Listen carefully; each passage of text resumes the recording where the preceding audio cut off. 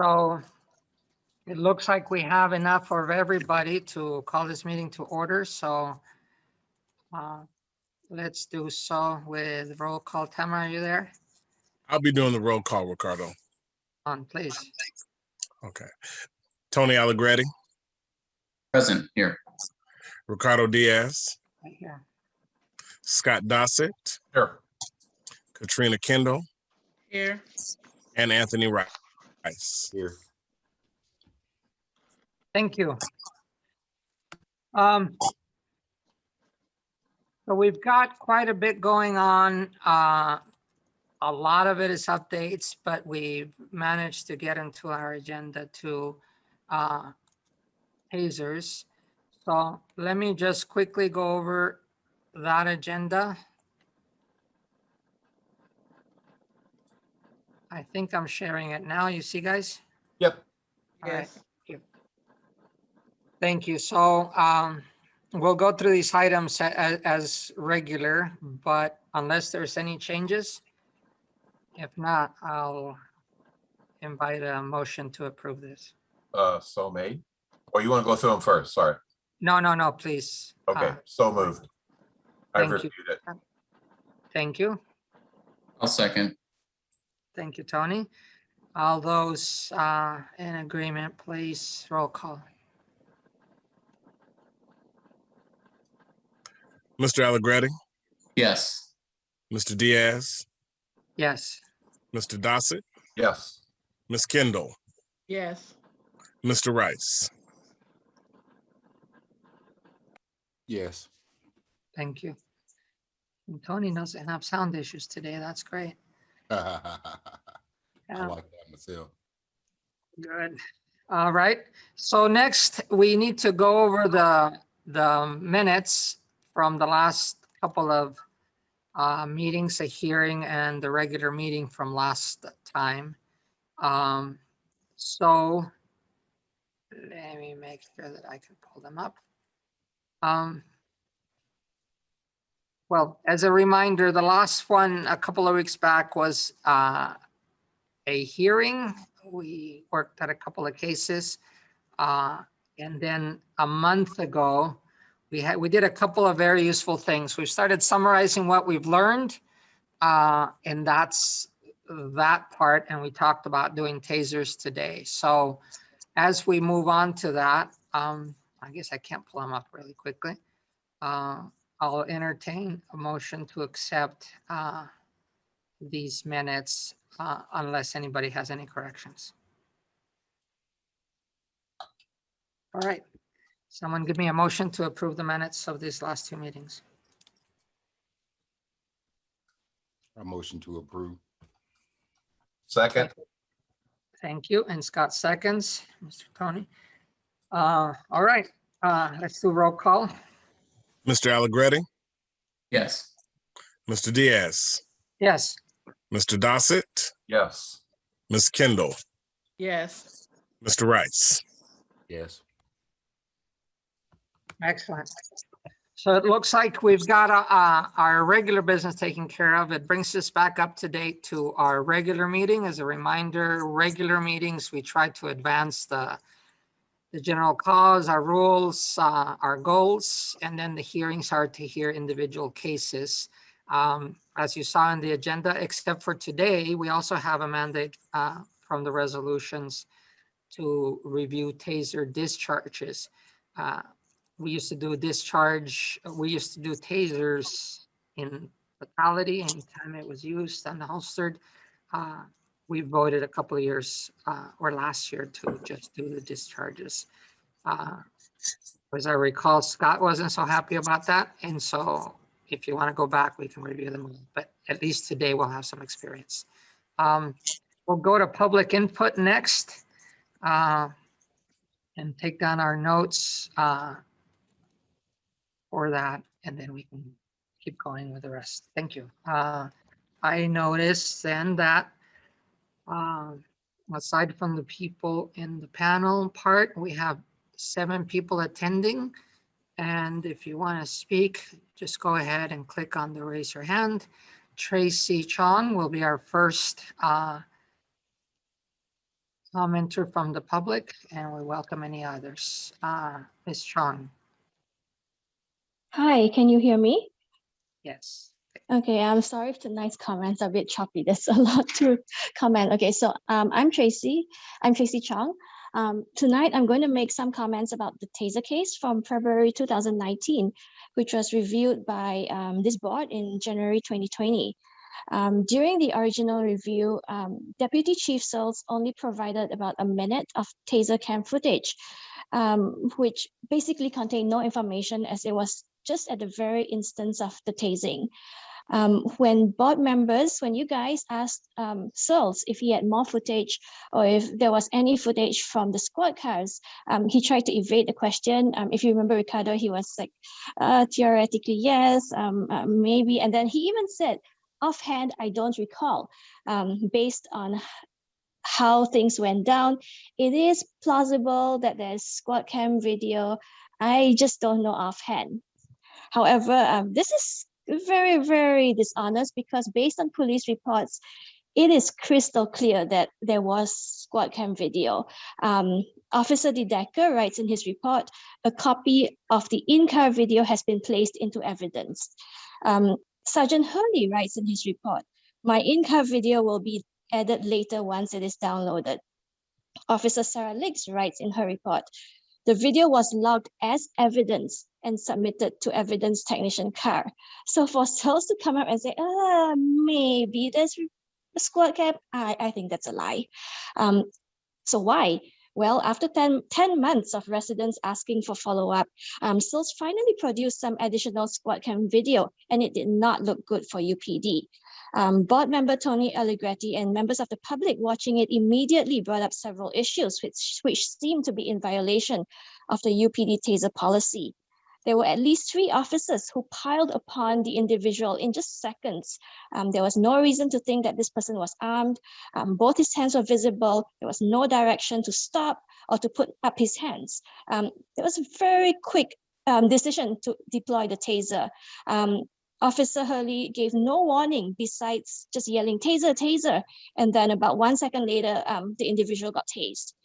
The next issue is also the integrity of police reports versus what was shown in the longer video footage.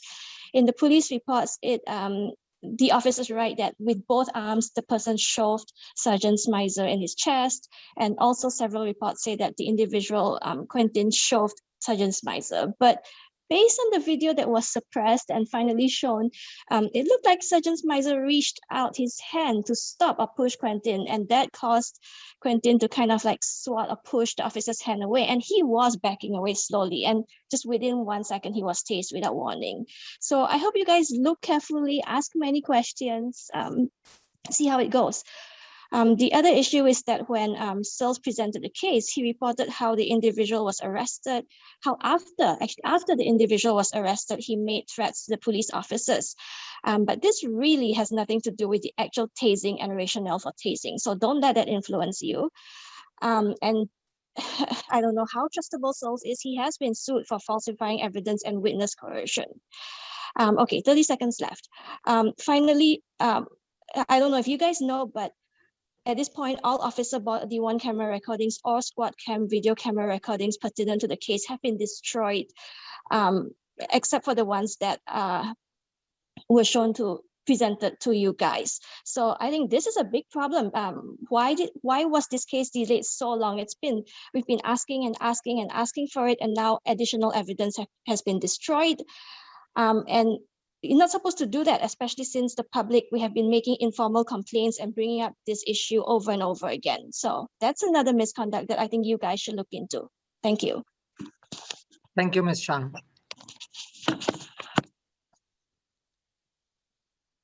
And we have one more hand raised, Christopher Hansen. Go ahead. Hi, Ricardo, can you hear me okay? Yes, gotcha. All right, great. So this is Christopher Hansen from Urbana. I just wanted to agree with everything Tracy Chong just said on that taser incident. I mean, you guys, that incident happened, over 2 years ago. You guys looked at it, I think, January 2020. You went ahead and approved the taser incident. That didn't make any sense. I mean, clearly UPD violated policy there. It's just plain as can be. And that's why when you guys finally saw some of the video more recently, it was last fall, I think, you had some questions about it. I sure is curious that this TASER review got booted back and back and back and back and back until February of 2021 passed, and the police department can legally destroy that video.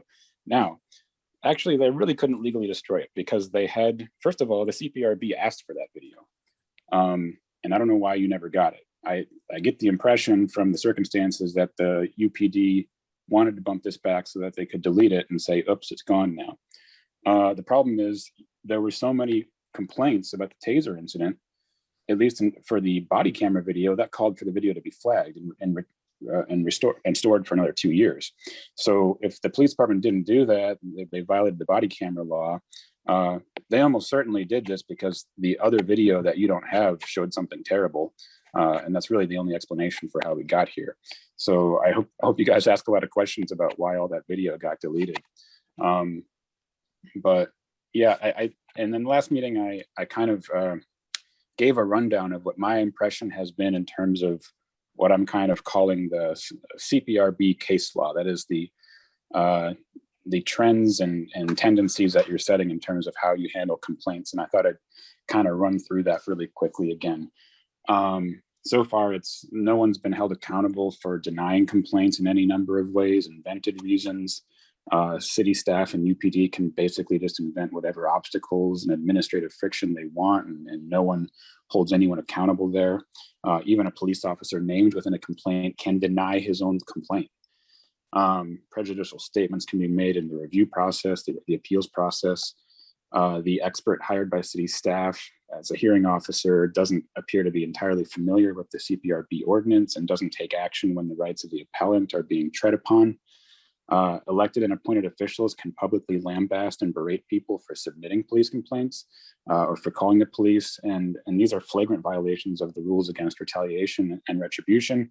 And they receive no retention whatsoever. People can just do that all day long. City staff can play games with the efficacy of the CPRB, and the board members will pretty much be complicit. And the mayor will deny CPRB seats to any person that she doesn't like. The times that the CPRB ordinance has been violated and not followed, there's just never any accountability or real explanation there. The complainant never gets to see the findings of their own appeals, and they don't get to see the findings of their own complaint unless they submit an appeal. And then even then, the memorandums are heavily redacted. So it's not surprising that you guys don't get complaints. What have you gotten? One this year? Now you got a bunch of complaints from someone who's probably trying to test the system and see if it can actually be made to work, and the findings of that person is that it doesn't work very well. I mean, there's really no accountability in any portion of it as far as I can tell, and there's really no understanding from the appellant's side after a hearing. It's just kind of a big black box, and I mean, I fully understand why no one wants to go through the process. I can't figure out at this point what buttons need to be pressed to make this work better. So I'm close to just kind of giving up, and maybe that's, everyone's goal. I don't know here, but anyways, I really urge you again and again and again to be more proactive, more skeptical of what's put in front of you. And if you think something's not quite right, shove forward on that one. Don't just set it aside. Thanks. Thank you for your comments. We also have Emily Close. Go ahead, your mic is open. Good evening, everyone. My name is Emily Close. I live in Champaign. I'm a longtime observer of and participant in these CPRB meetings. Okay. I have an online subscription to the Washington Post, and yesterday I read an article called "When Communities Try to Hold Police Accountable, Law Enforcement Fights Back." And the subhead read, "Civilian oversight is determined by politicians and police who contend citizens are ill-equipped to judge others." So the gist of this article, which was written by two investigative journalists, is that police nationwide often defy and impede efforts to allow civilian oversight, which means communities cannot hold law enforcement accountable.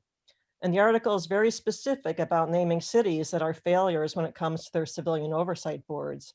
Here's what it says about Urbana, quote, "Across the country, civilian oversight has been limited by design or even banned. In Urbana, Illinois, the police union secured an agreement with the city in 2007 that prevents the Civilian Police Review Board from conducting, quote, independent third-party investigations of an officer's conduct. Inquiries and concerns of the CPRB will be addressed by the chief of police or his designee," end of quote. Gosh, Urbana is certainly getting a rash of interesting press recently. And though I think it's laudable for Mr. Dossett to have given an interview to Fox News about the possibility of a felon being allowed to serve on the CPRB in the future, it doesn't change the fact that this board, no matter its makeup, has no teeth and no oversight powers to really make a change in how Urbana conducts policing. I understand that you are all volunteers. I understand that you all work hard and must invest hours of time in this process. But I think it's time for a real change to the board, preferably before something awful happens in Urbana. For example, in Louisville, Kentucky, the city agreed to pay $12 million to settle a lawsuit filed by Breonna Taylor's family. Officers fired 30 shots, striking Ms. Taylor 6 times and killing her. Anger over her death pressured the city of Louisville to give their weak and flaccid civilian review board more teeth. In December, the mayor of Louisville signed an ordinance that would replace the commission with a new inspector general post and a civilian review board with more investigative authority and the power to recommend discipline. My point is this: the CPRB cannot continue to conduct business as usual. The brand new city council must step up and find a tangible way for citizens to hold Urbana police officers accountable for their policing actions. Thank you. Have a good evening. Thank you very much for your comments. As broad and as deep as they are, I always appreciate seeing these. Thank you. As you know, we also have a comment period at the end of our meetings. I think it keeps our dialogue, or at least the structural dialogue, faithful, but we appreciate all comments and directed to us. We are gonna go down the agenda so we can cover all our items in a good timing. Any questions or comments? Okay, Carol, I'm just queuing you up for the numbers on the complaints and appeals, and then Scott for talking through that. I know that overlaps with Carol's information too. So, Carol, you want to give us some numbers of where we are for this year? Yes, we have 3 complaints so far in 2021, no appeals so far in 2021. And as you know, we're working through a backlog of appeals, appeal hearings. And we are kind of moving at a slow pace. We seem to be able to get maybe 3 done each time we convene. So we still have dozens of them to do. Thank you. From 2020. Yeah, from 2020, and you managed to go through 2019, except for this taser one. I know it feels discouraging sometimes if you look at the big numbers, but I know that as we work with each one of them and each one handles, you know, this part and that part, we just do what we can, and we'll continue going through them. So thank you for working through them. Any other comments on the numbers? All right, go ahead, Scott, on the multi-year report you were working on. I know you were shifting over to. I really don't have an update on it. I really think the best thing to do, Ricardo, is for you and I to take some time to sit with Carol and our Lamont and see if we can get some traction on doing some writing and kind of wrapping this up. Next month is already going to be a pretty busy month with 2 appeals and regular meetings. So, but I am in town most of the month. So no progress to report. Okay. Well, it's a report. It's not turning your final. And this is gonna, the report will catch us up on everything that went on several years. I know that our other 3 members of the board were not here for all that work. But I think one more pass between us, Scott and the city, and then we should have the other members look at it for just anything glaring at them that might need to be changed or beefed up so that we can finish it up and turn it in. I would like, yes, very much to do it in the near future. I think that as you've announced that you're moving on, I would really love it to even call it the Scott Dossett report, given that it's, No, please don't do that. well, it's been a lot of hours that you have spent on this. So, Yeah. well, if it's I received don't well, mind. we can call it the Dossett report, okay? No, I mean, it's sad, but we fell behind too long. It was not in our doing, but it was during our time that we were participating. Well, by way of explanation, since we're pushing this through a little bit more, I mean, what we've tried to do with staff is to actually create a future template report. So in addition to working on the data, it's my hope that with a little bit of graphing analytical help, which the city has provided to look at some of these past years. In the future, this is just going to kind of be a plug things into a slot. I mean, obviously, the format's flexible, so that the work that we're doing is going to be valuable in the out years as well. So, Yeah, and I think that'll help us also weather situations like we had that, we lost staff, we got placement of staff, and we hopefully after this have enough of a template that it is a plug and play that even a board member could do it, so that we would not fall behind on them. So nevertheless, thank you very much for all that work. So it's good to have done.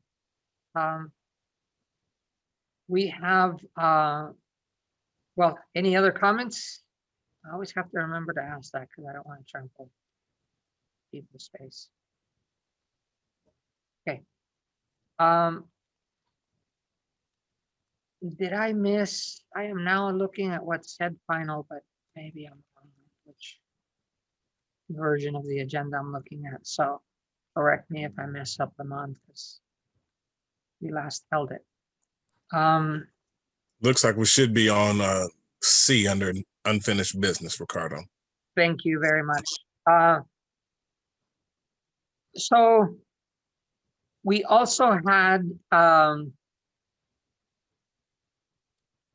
well, given that it was mentioned also, over the last little while, we looked at, especially at the last meeting, we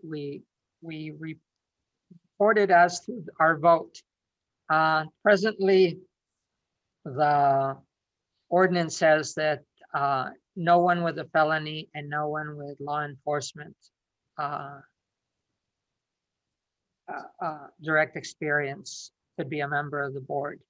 We voted a few meetings ago to say, why is this limitation there? And fully realizing that this was only one of the changes that we were looking at, we decided to still vote for that change. At that point, 2 of our members also agreed to take this to city council. And so they did. They were scheduled for the beginning, for a second week of this month. And so if I could ask you guys to report back a little bit on that. And then for the tail end also, Scott, if you'd comment on what went out. You don't have to summarize or give too much. Just if that fit your experience, because sometimes with the reporters, they interview you for 10 minutes and they use 30 seconds. So just to make sure. So let's come back to Mr. Allegretti, probably, and then see where you guys both commented. So, Yeah, so we took it to the board. I think overall the board was fairly receptive, or the council, I should say, sorry, as well as the mayor. I think their only hesitancy in going forward with it was that they were expecting it to be included with a larger package. This was also the board or the council before the new members were seated, which most people are well aware is that it's a fairly large change. So whether or not that will be the same position as the now sitting council, I don't know. It doesn't seem like that would be the case, but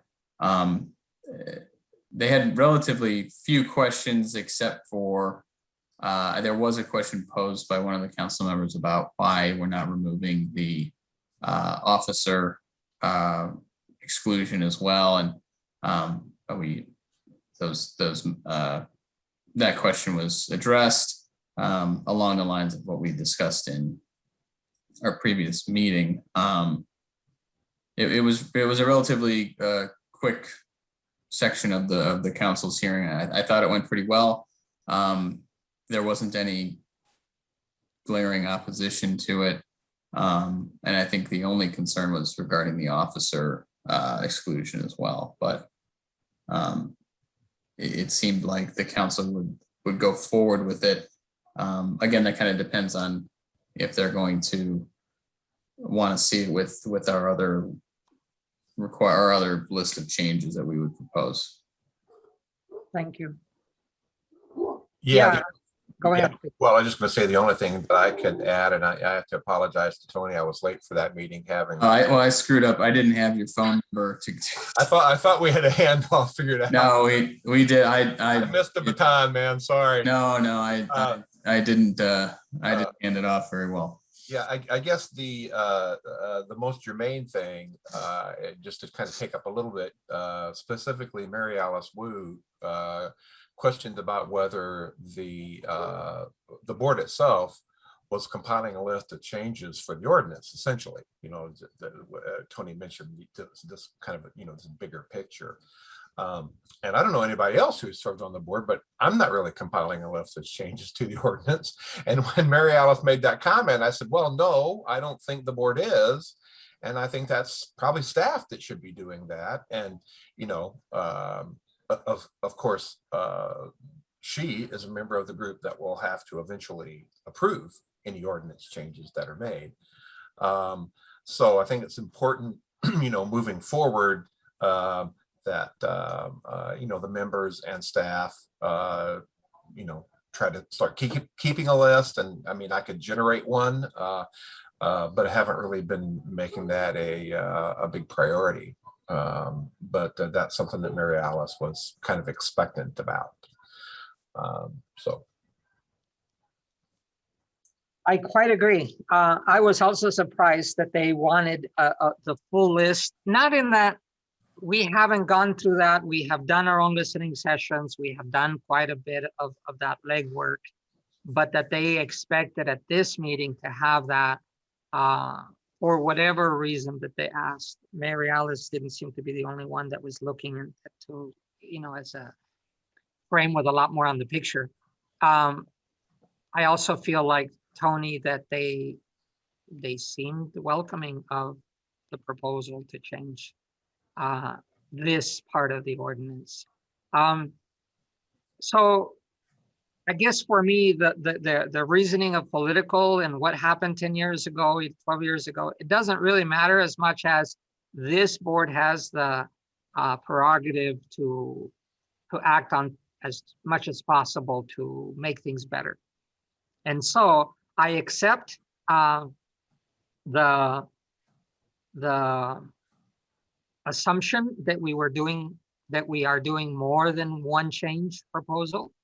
And so hopefully before our meeting's out, we can do some kind of smaller meeting or make a small committee. And I'm going to specifically ask Scott, unless you're going crazy on me, that we concentrate on the report with you and with the rest of us, figure out at least 2 of us to go through and compile the list of what we had. That was part of the purpose of last meeting, but it's also one of the great benefits of having done lots of hearings and different points where we get stuck or there isn't enough instruction in the ordinance for us to compile then to do. So for me, I have notes, you guys have notes.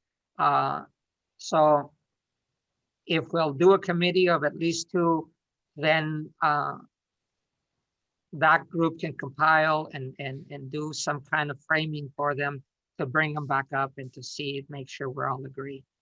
Related to this, and this is where on the for the agenda, I was very, I just kept looking at this and say, well, if they want us to do it, then darn it, this is the moment.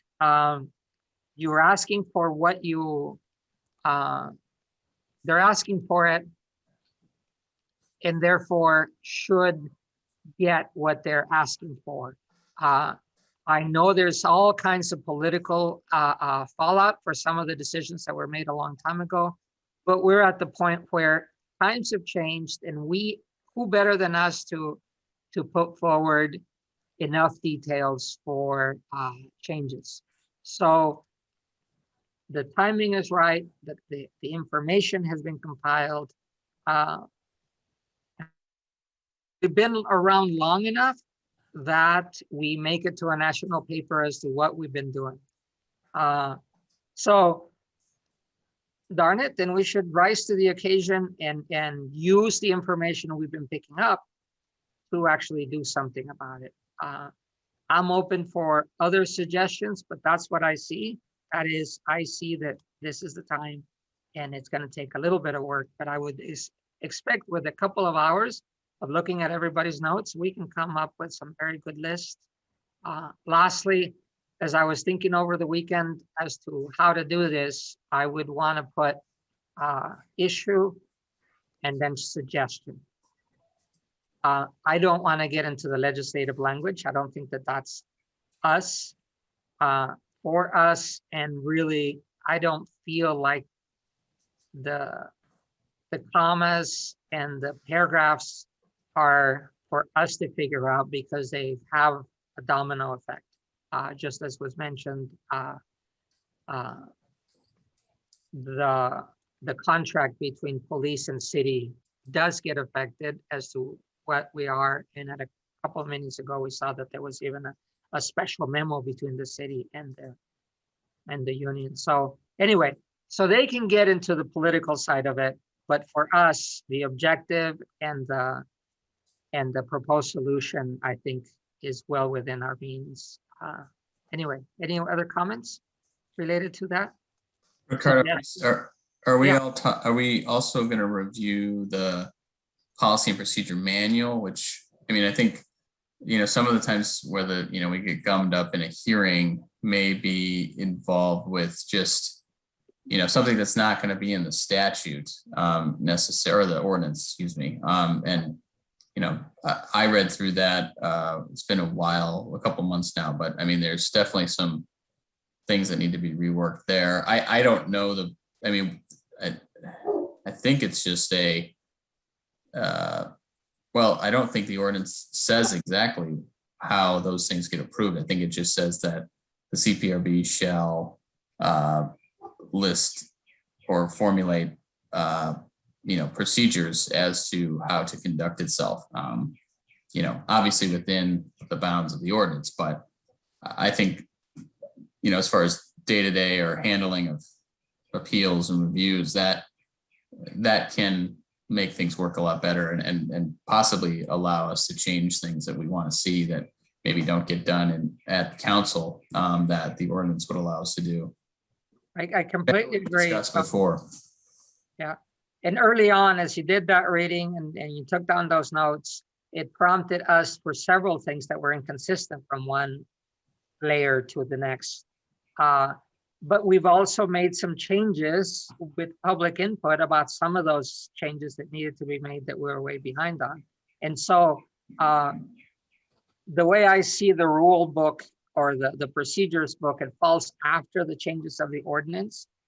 However long they take, it doesn't really matter because we can use the same suggested procedures, suggestions as to how to fix the issue. Some of them do not require an ordinance change. We could just change our rules for.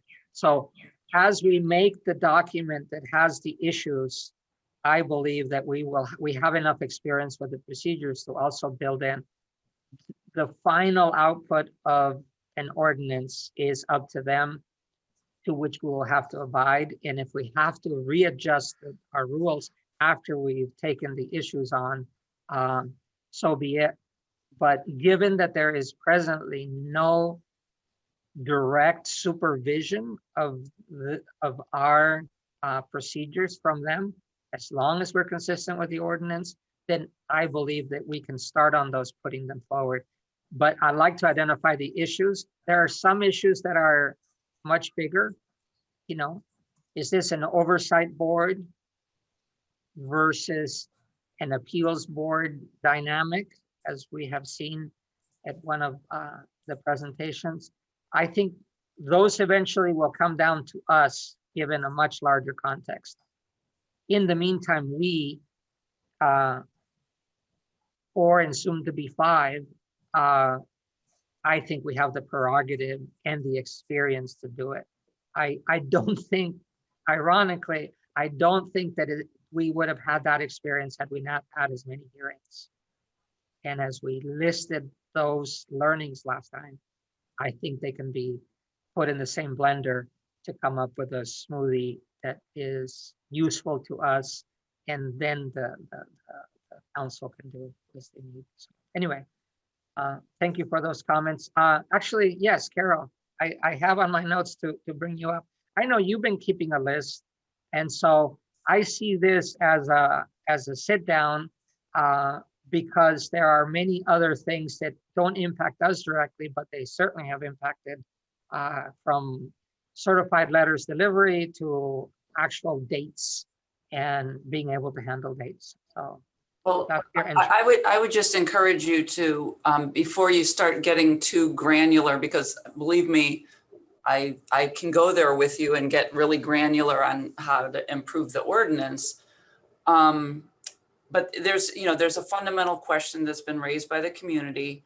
And I think you need to have a conversation with the council about what is this board going to be? And, and that was part of the citizens petition, or the residents petition. And that had been broken, what their issues had been broken into things that we could handle with no ordinance changes, things that we could handle with ordinance changes with the same model, and then things that would require a new model. And so you can invest an awful lot of time modifying the existing ordinance using the existing model. And then if there's an appetite for changing the model, then all that would have been wasted time. So I think there's a threshold conversation that should take place to find out what model do they think is appropriate for Urbana. And then, so that's very big picture, but that will dictate which direction you go in. So I would encourage that more general conversation to take place first. Carol, I've pondered on that last question as being the first. The screen keeps changing, people. And it was partially on this Washington Post report, but they had another one last week. I think it was New York Times. Darn it, the national situation is changing as we were waiting for a verdict last week. And then as other things have happened, there is a lot of turmoil from to what the Congress may do, what our state just passed, and then how it translates to our city.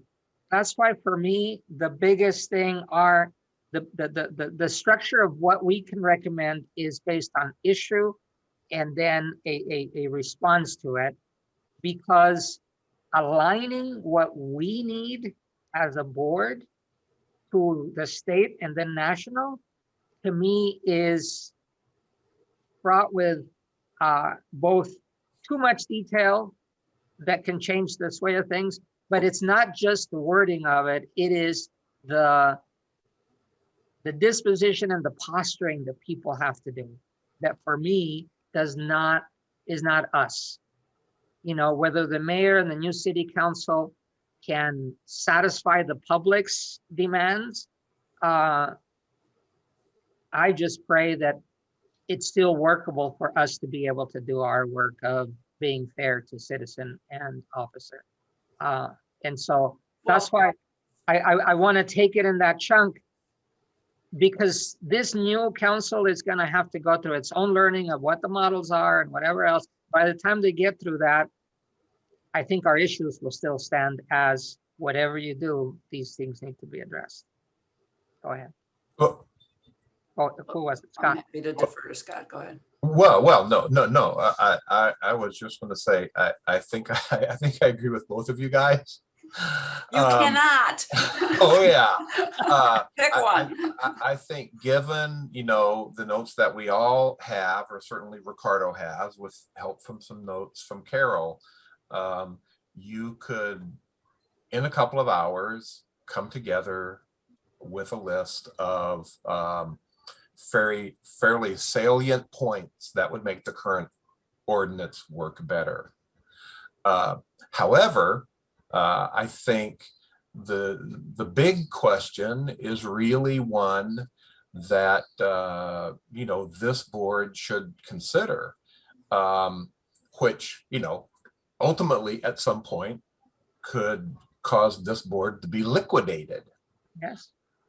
Because you know, we are challenged by members of our community as to whether or not the board, as it's kind of fashioned as part and parcel of city government, and this is what the Washington Post article is about, can ever fulfill its obligations to the people of the city of Urbana. And so I can't quite quote what you said, Ricardo, but I, for one, am not at all concerned about us aligning our ordinance to anything other than the wishes of the people of the city of Urbana. So what else is going on, you know, globally is just too much for me to wrap my brain around. And so I think that with just a little effort, you could both be happy.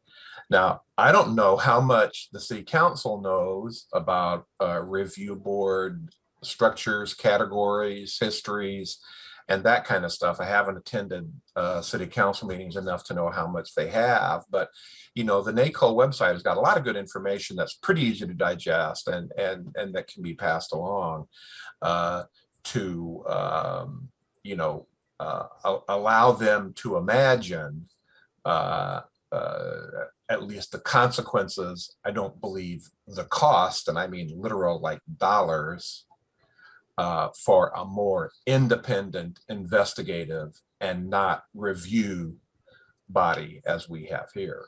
So to that point, you know, we have, you know, when this first started, when this conversation first heated up with the petition coming in, and I was reading, NACOL has a really good publication about the different models, and it was written by, I think, 3 individuals. And so I reached out to a couple of them to say, are you available to kind of teach us as an expert? And so one of them is basically on standby when we're ready.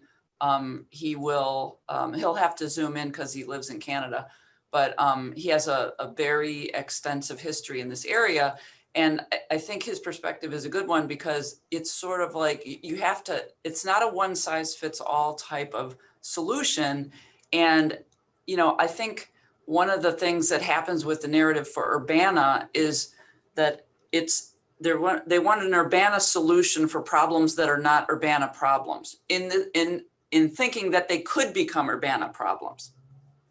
And because if it could happen somewhere, it could happen here. If it could happen here, or if it could happen anywhere, it could happen here too.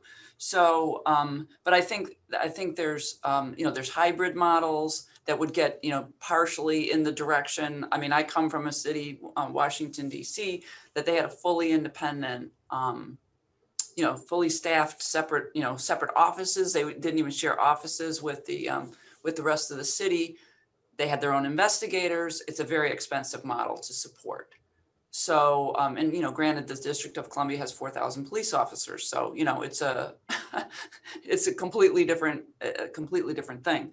But he has this broad perspective, and he's dealt with different things. I think bringing him in to get everybody grounded might be the way. We've talked about what timing might work. We're doing these.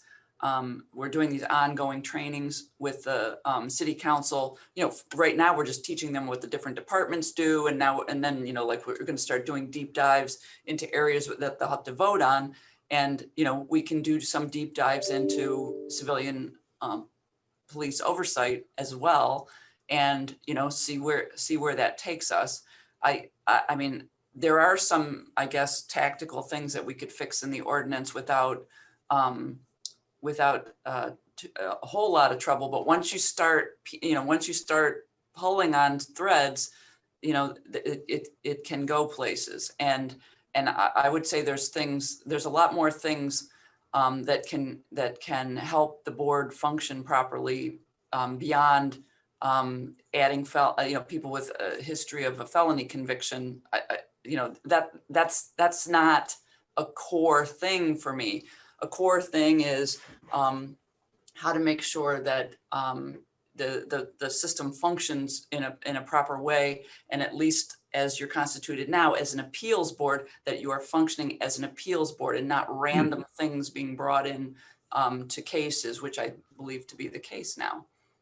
And actually, Carol, I don't disagree with anything that you have brought up on this last section, just to circumvent it enough. But then you can't say but. You can't. So let me say and therefore, okay. I think you should keep on working, because we do need it, to bring in the broader perspective, to train them and get them ready for that decision of what is it that they want us to do. On the other hand,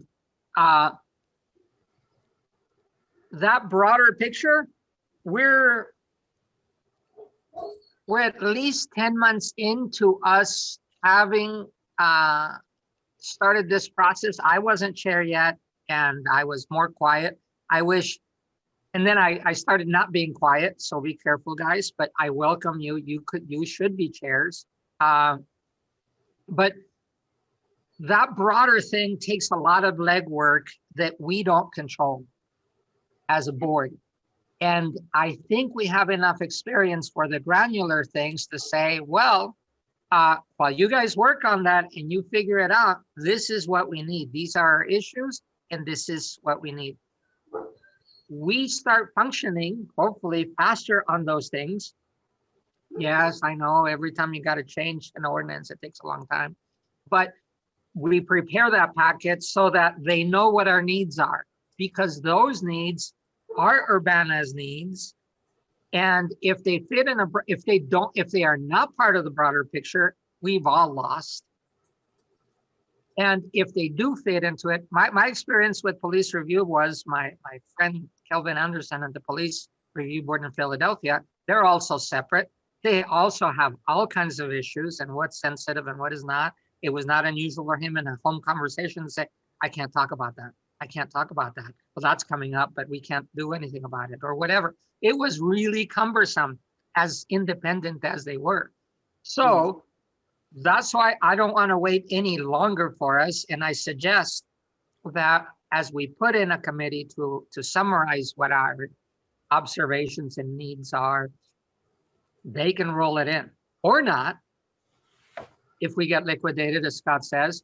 But it is highly unusual for me to think that they would disregard everything that we need and create something that doesn't have a group of people that are very interested in this process. If they decide to pay the price and hire our replacements, I would be very happy.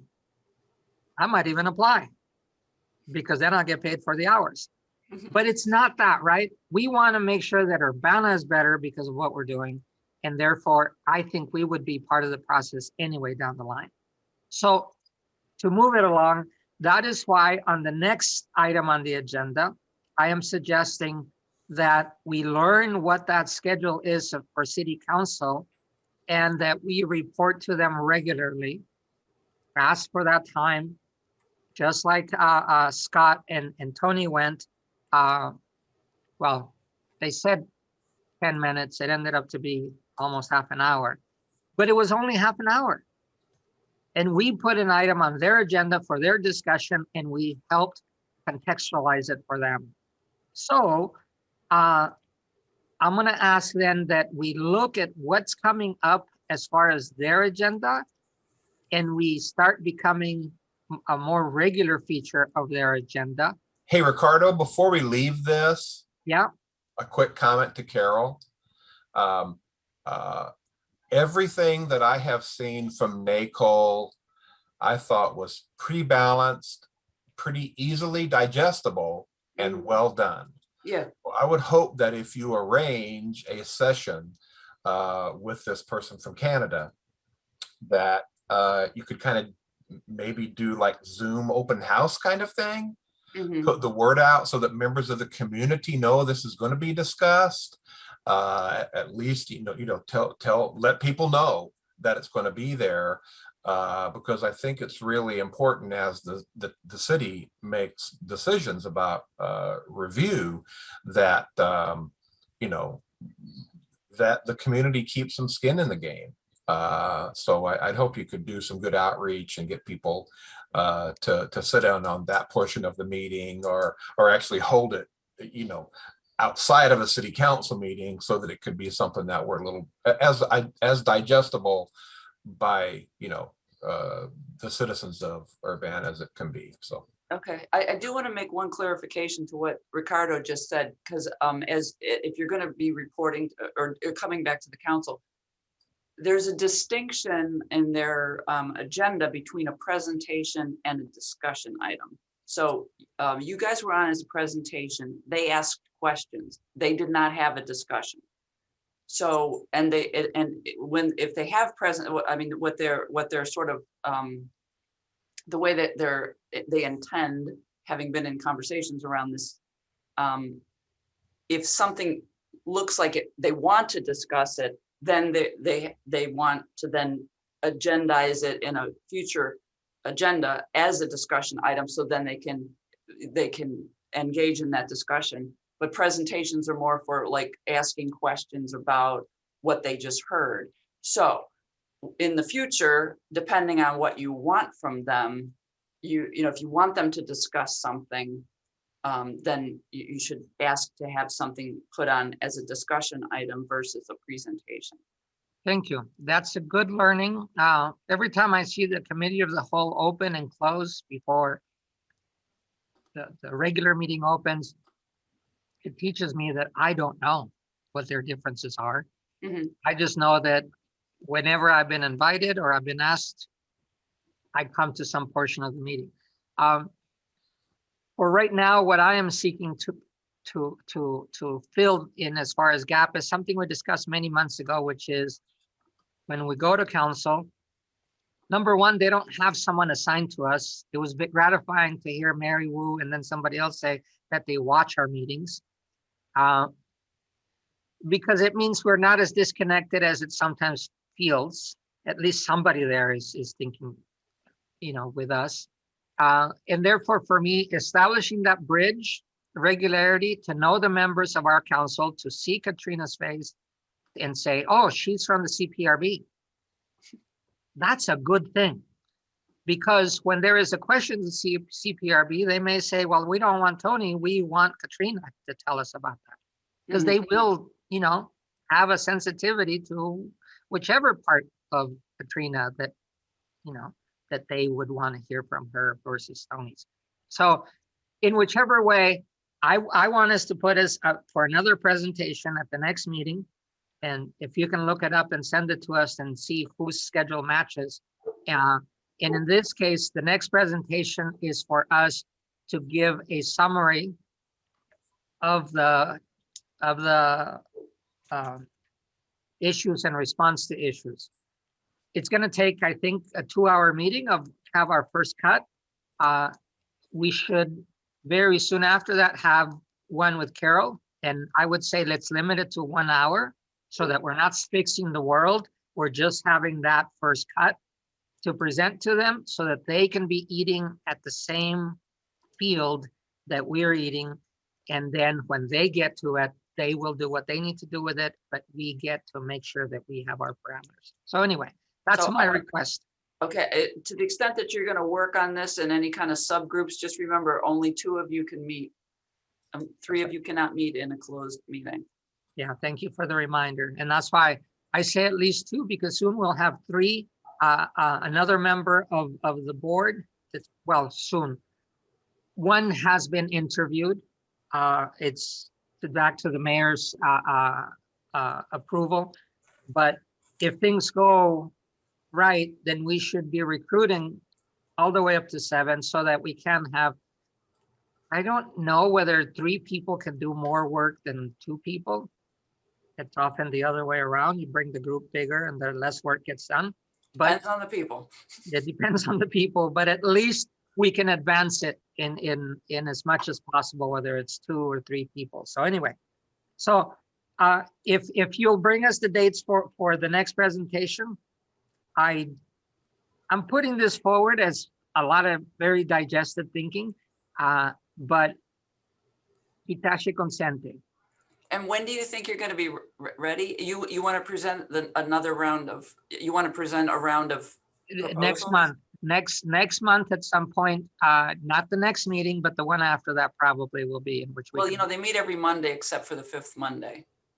Yeah, so is there a 5th Monday? No, this next Tuesday is already first Monday.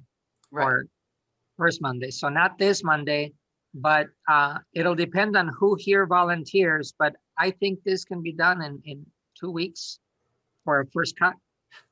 You're very ambitious, Well, Ricardo. I think we've been sitting in our hands. Well, no, we've been writing. We've been sitting on this for a while. So I don't think we need to drag it out. I see the merging of documents happening and you can finesse a lot, but once you have a first cut, then I always love it because when I make mistakes, people will point them out really fast. But if I don't put out what I did, then people don't know what mistakes are and then they don't comment because it's hard to do that. But a first cut should give a lot of stuff to throw out or disagree with. So anyway. So if you'll start working on bringing us on, yeah, it'll work backwards to a push. Okay. Thank you. All right. I know that it seems like a lot of talk, but this one is our moment to do that kind of stuff. The hearings are more focused on the facts before us. Any other questions or comments as to this old agenda items? Okay.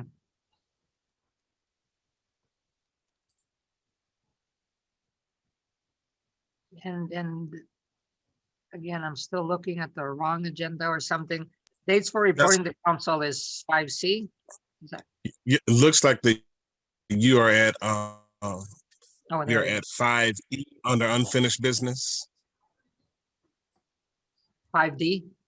5E as in Edward. All right. Sorry, Under- guys. I'm That's looking okay. at different copies of it and either one has an E under unfinished. So somebody read to me that one on E. 5E states taser training and reviews status. Thank you very much. I knew it was somewhere in there, but on mine, it's on a different number. Okay, so this is what we're gonna do. if we can quickly share your taser training. It's not up for the public yet. It's pretty hard to capture that experience. But I need somebody to review what you did, and then we can get on our feedback. But over the last month, we've all been through taser training. So what do you say? Tony, Katrina, Tony? What did you do for taser training? What do you think? We learned about the 2 versions that were out. We also learned that they are recordable instruments. So a discharge is recorded. It's real time, basically. And we learned that, strong hand is taser and sidearm is weak hand. So in the form of that, we're learning more so about use of force per se. And what we learned was anytime anything was taken out of their harness, then it was documented as a act of useful force. So after that, we learned, actually we got to shoot it. Yeah, we got to shoot it, and makes a bad sound. You can alert somebody to try to deter them to calm down before you actually have to make that discharge. It's quite a bit of information for an hour, but I think that we learned Urbana. They definitely try to deter people from putting themselves in a situation to where they are actually confronted with taser or any other instrument that the police officer might carry. A lot of info there. There were a couple, at my training, we went through a couple of scenarios or, live actual field usage of the tasers. They were both just display only. They weren't actually discharged in the 2 body cams videos that I saw. I think the officers were the two officers that are in charge of the whole training program with Urbana. I'm blanking on their names, but there were 2 officers that run the program. They went through, where they try to target a couple of the different features between the older model of the taser and the new one, and the advantages, disadvantages to the systems or to the weapons. I know that was the main coverage, I think, was usage or the describing the taser itself, how it's deployed, and then seeing it, used or displayed, through body cam that was recorded through some incidents. That's great. Yeah, the 2 people are Hurley and Cortez. Tony. Right. Yeah. Yeah. Sergeants, both, I think. Right. Yes, that's right. That's good to remember too. A lady's view? I was looking around like, oh, that's me. I'm the only lady. We should have more, but hey. It was really, really good. The officers that presented the taser impressed me so much. As soon as I left, I sent an email to say thank you, because I ask a lot of questions and they explain things just so well. So I learned a lot of things about tasers and how they work and the reason or the rationale when the police department does engage in using tasers. So I really enjoyed the presentation a lot. Thank you. Yes. in agreement. I had forgotten. We'd written the book on the procedures, three of us together here, Scott, Rich, and myself. And I'm glad we went through this version of the learning of it. As Tony said, that explosion, we did it in a small room. Darn it, that's loud. I mean, it really is it feels like a regular shot. Well, it doesn't feel like a regular shot. It sounds like a regular shot when it explodes. And well, there were many other things that I learned, but that one surprised me because we were using and firing them live to see how it went. Mr. Searles, our Deputy Chief Searles. Thank you, Mr. Diaz. Yes, the whole design was to try to get the board through as much training as possible in an hour. And so for that, I thank you and apologize to you. It was a lot of information really fast. It was really loud. Those devices are very loud. I'm glad we got an opportunity to get some different faces in front of you so you could hear from them. Sergeant Hurley and Sergeant Gardner are both our department instructors. And so I'm glad that they were able to come and do some presentation. Maybe I'm going to steal Mr. Diaz's thunder here, but Mr. Diaz volunteered to be tased. And so we tased him. He can speak to his experience. He earned lots of points in my book. He is a man's man because that is an unpleasant experience. So I just wanted to both thank the board and toot Ricardo's horn for him.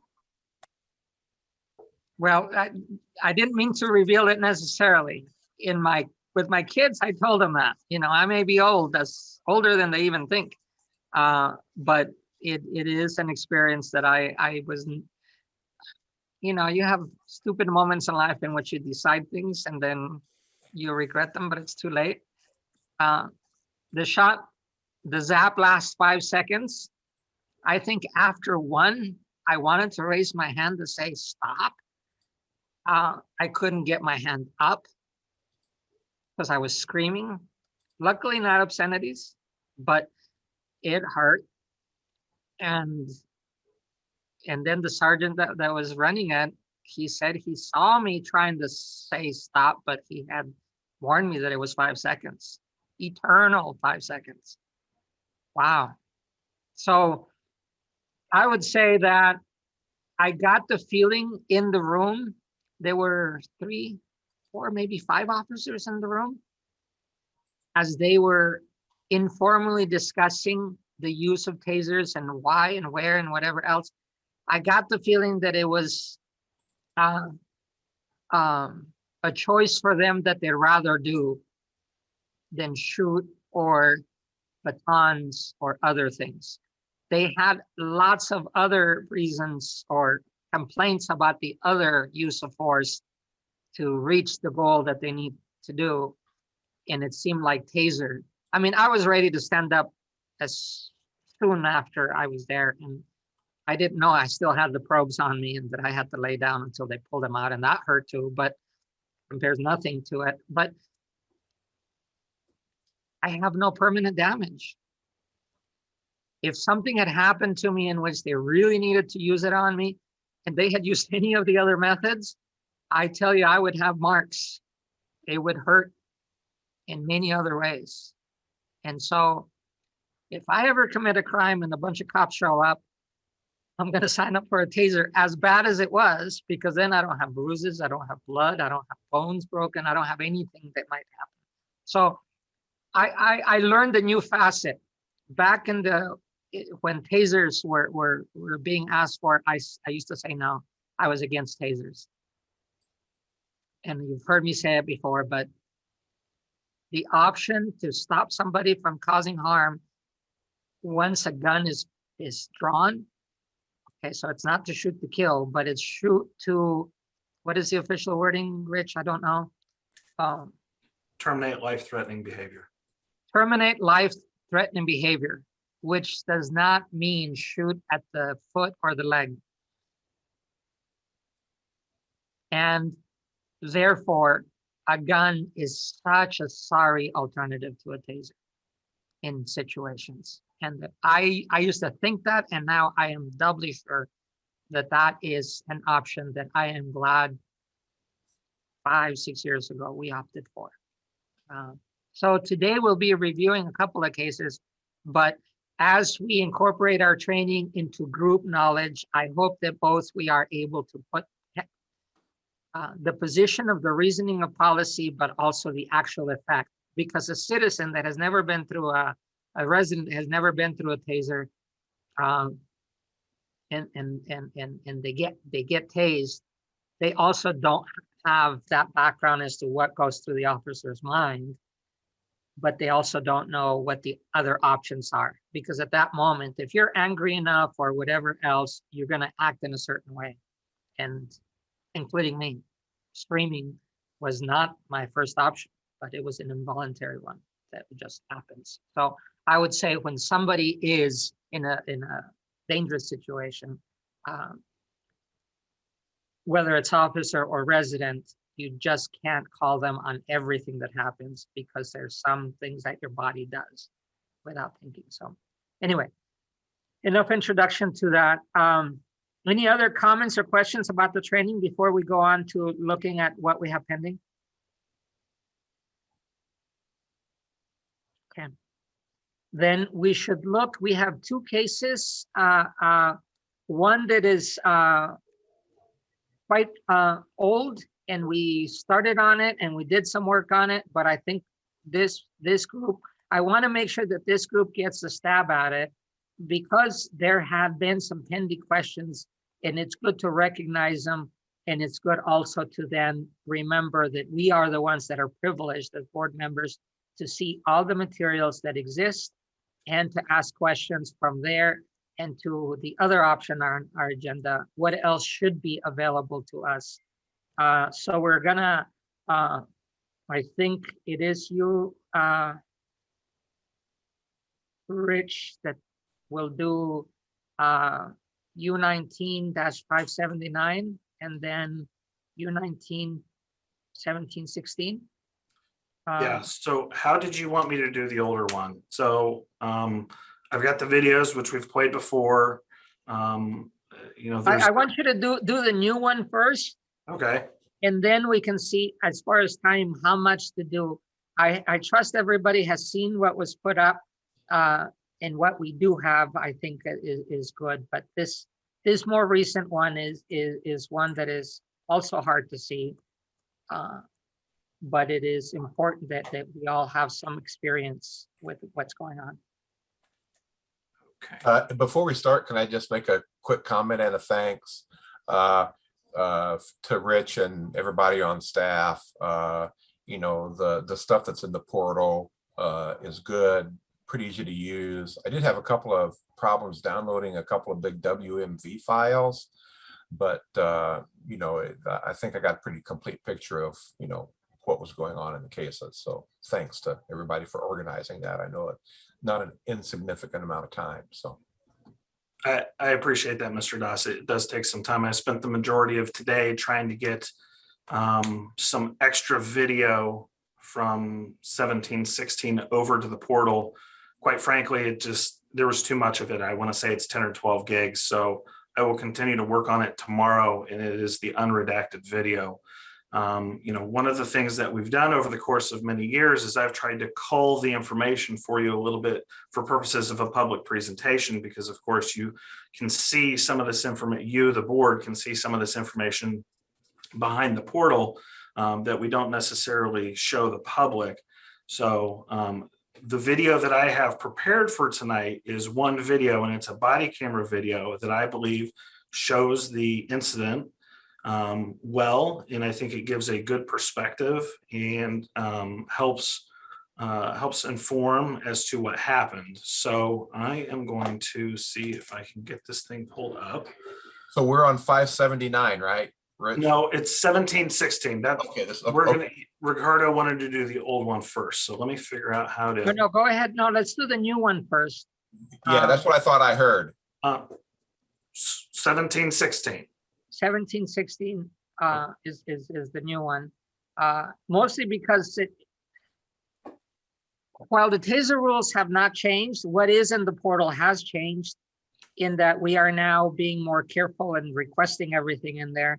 And I know that both dates and materials and what is accessible today is not the same. It also, we're getting ahead on the agenda, but I think it's good. We have always had the prerogative to ask for every available piece of information, but in actuality, there were only pieces of it available at times, or we just didn't have the rigorous practice of putting it in there. And that includes then the more recent desire that I've had with you guys in requesting that all unredacted videos also exist in the portal, just as we've requested that unredacted documents are in the portal.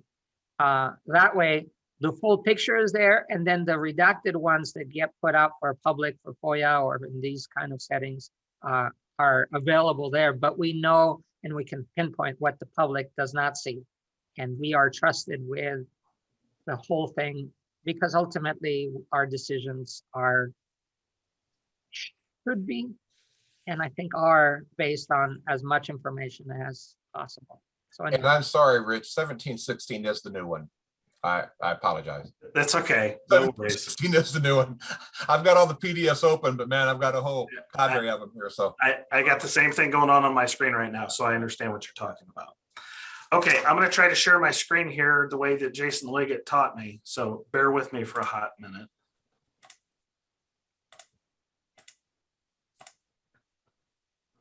Let's see if I can. So let me read for you the description, the brief description first. On February 6th, 2019, at approximately, excuse me, wrong one. On April 13th, 2019, at approximately 1:45 p.m., UPD officers were dispatched to report of a subject armed with a handgun walking around an apartment complex after a fight had occurred earlier. Officers were provided with a description of the subject supposedly armed with a handgun. They then observed a person matching the description as the armed subject walking through a courtyard near officers. When the subject noticed the officers, he quickly changed direction and entered a nearby building. Officers entered the building and found him sitting on the top step of the stairs. Officers directed the subject to show his hands and asked him to step down to the ground level.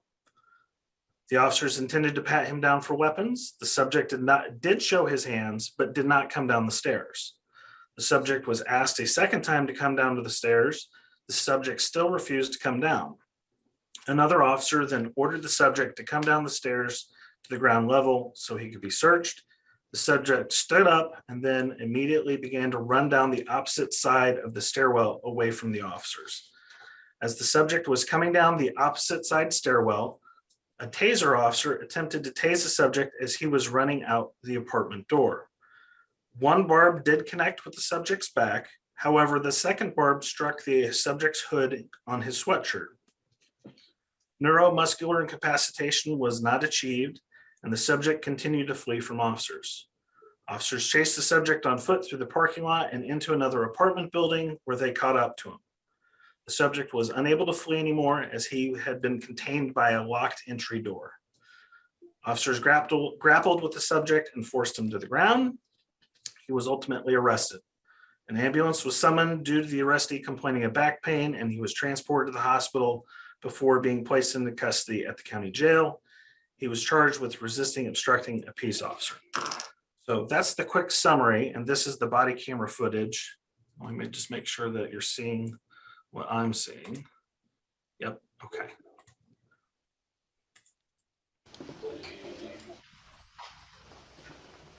I think we're 822, right?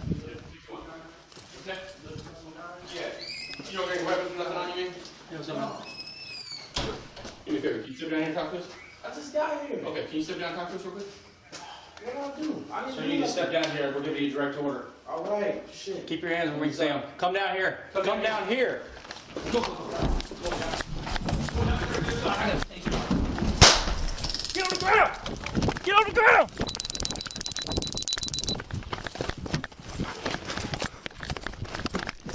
Show me your hand! Show me your hand!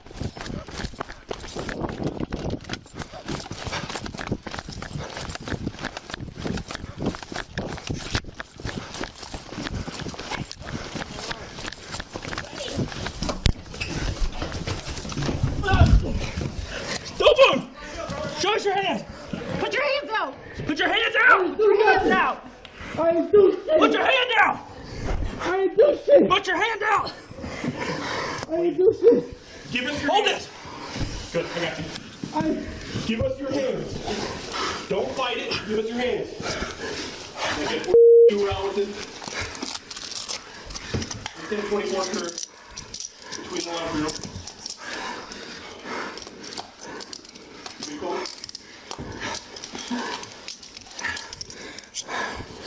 Ow. I ain't do shit, man. Ow. I'm moving around. Loosen these cuffs. Loosen these cuffs, please. Ow. Ah. Ah. Ow. Don't pull. I'm moving around. Okay. Give us a second, we'll loosen the cuff. Just calm down for a second and wait. You got anything on you, man? No, goddamn. I hope the screen share worked. Did it? Yeah. Okay. Does anybody have any questions about this case? So Officer Searles, so they didn't find a handgun on this individual, correct? No, they did not. And my understanding is after they got into the situation a little bit more, they determined this was not the person that was supposedly seen with a gun. Right. That, I mean, in reading the reports, it seems like the description didn't fit this individual. I believe Metcalf described the person as having jeans on and a dark hoodie with red lining. And then there was a follow-up interview with one of the witnesses, and they said it was a light colored jean or a khaki. And this individual that ran from the police had like sweatpants on. It seems, and all the other reports, I believe, if I'm stating this correctly, it wasn't included in your summary, that no one actually saw a firearm during any of the two reported complaints about a person with a firearm. And then later, I can't speak to the description because I wasn't there, and of course I didn't make the stop. I did briefly review the report, and there was at least one witness that saw somebody waving a gun around. No, was it a real gun? I cannot say. It was the grad student witness, if you remember that person. Oh yes, that one is right. And then there was some further. The police further talked to somebody who thought they were stretching the truth about a report of the handgun, or someone used a toy gun to do something. Is that correct? Is that? You know, this is a 30-page report. I don't remember all the intricacies behind this in terms of you know, what each witness said. You know, the question here, it seems to me, is, was this an appropriate use of a taser? Sure. You know, so you know, he was arrested for resisting obstructing, and that was all he was charged with. Right. You know, I mean, my other question is, you know, according to the city policy, mere flight is not a good cause to deploy the taser. You've got to have a fleeing suspect wanted or suspected of committing a felony involving violence. Sure, but of course, this person was at the time, what the officers knew at the time was described similar to what the suspect was. So they initiated a Terry stop for that reason. And if they have a reason to believe that he was armed, then I would absolutely contend that it was an appropriate use of a taser. I think the reports indicating that the description of the suspect in my opinion, don't necessarily match who they've stopped with this individual. And the policy, I think, a felony involving violence, you know, are you saying that possession of a handgun is a violent felony? Does that define somewhere else? Because I couldn't find that in the policy. So The answer to your question is yes. What that's really referencing when this policy was initially developed in, I don't know, what was it, 2015, Scott and Ricardo, something like that. Yeah. The litmus test that we used for purposes of making the decision making a little bit easier for officers is we had it match our vehicle pursuit policy. So we mirrored the language between the two. Okay. I guess I'm a little, it seems like a felony involving violence. You know, I think if there's people That's arguing, where I have a question where Sure. whether or not it was a good use of it, especially since, you know, again, the part of the description that this individual matched was a dark hooded sweatshirt, minus the red detail, and then the pants are just not even there. There's no match there. So that's my concern with the deploying of this, when we're the suspect here is not really even a suspect yet. I mean, they were just trying to question him, correct? I mean, they didn't think he had I mean, there was nothing in the reports that I read that would have led the officers to believe that this person was armed at all. I disagree. I think at the time that they had the description was general enough, and what the person was wearing was reasonably close enough. And that, coupled with his behavior to immediately turn and walk away from the officers when he saw them, was enough to go ahead and initiate a Terry stop. I firmly agree that there would have been enough here for a pat down for sure. With respect to, does it meet the guidelines for a felony involving violence? If the reporting party initially reports that there's somebody outside waving a gun around in the air, you tell me, is that a felony involving violence? I would argue the answer is yes. If I got a report of someone, you know, waving a gun around in the air in the midst of a fight and they got into a car, would I chase them? My answer is yes. I would chase them in a car. So question, Terry stop is something that I don't know what that means. Sure. So there's a case called Terry versus Ohio, and it relates to detention, the stopping and detention of people to determine if they're involved in a crime. The standard is fairly low. I'm sure Mr. Allegretti could probably give you an hour on it, because that's the world he lived in for a long time. But essentially what it says is, if you think that somebody has been, is, or is going to be involved in a crime, you can stop them. Okay. You need to have individualized, articulable, reasonable suspicion to do so. So it has to be individualized to that particular person, which is where the description, I think, comes into play. For sure. Absolutely. I completely agree with you. And I totally understand your perspective and why you're questioning it. I like that we get right into those details too.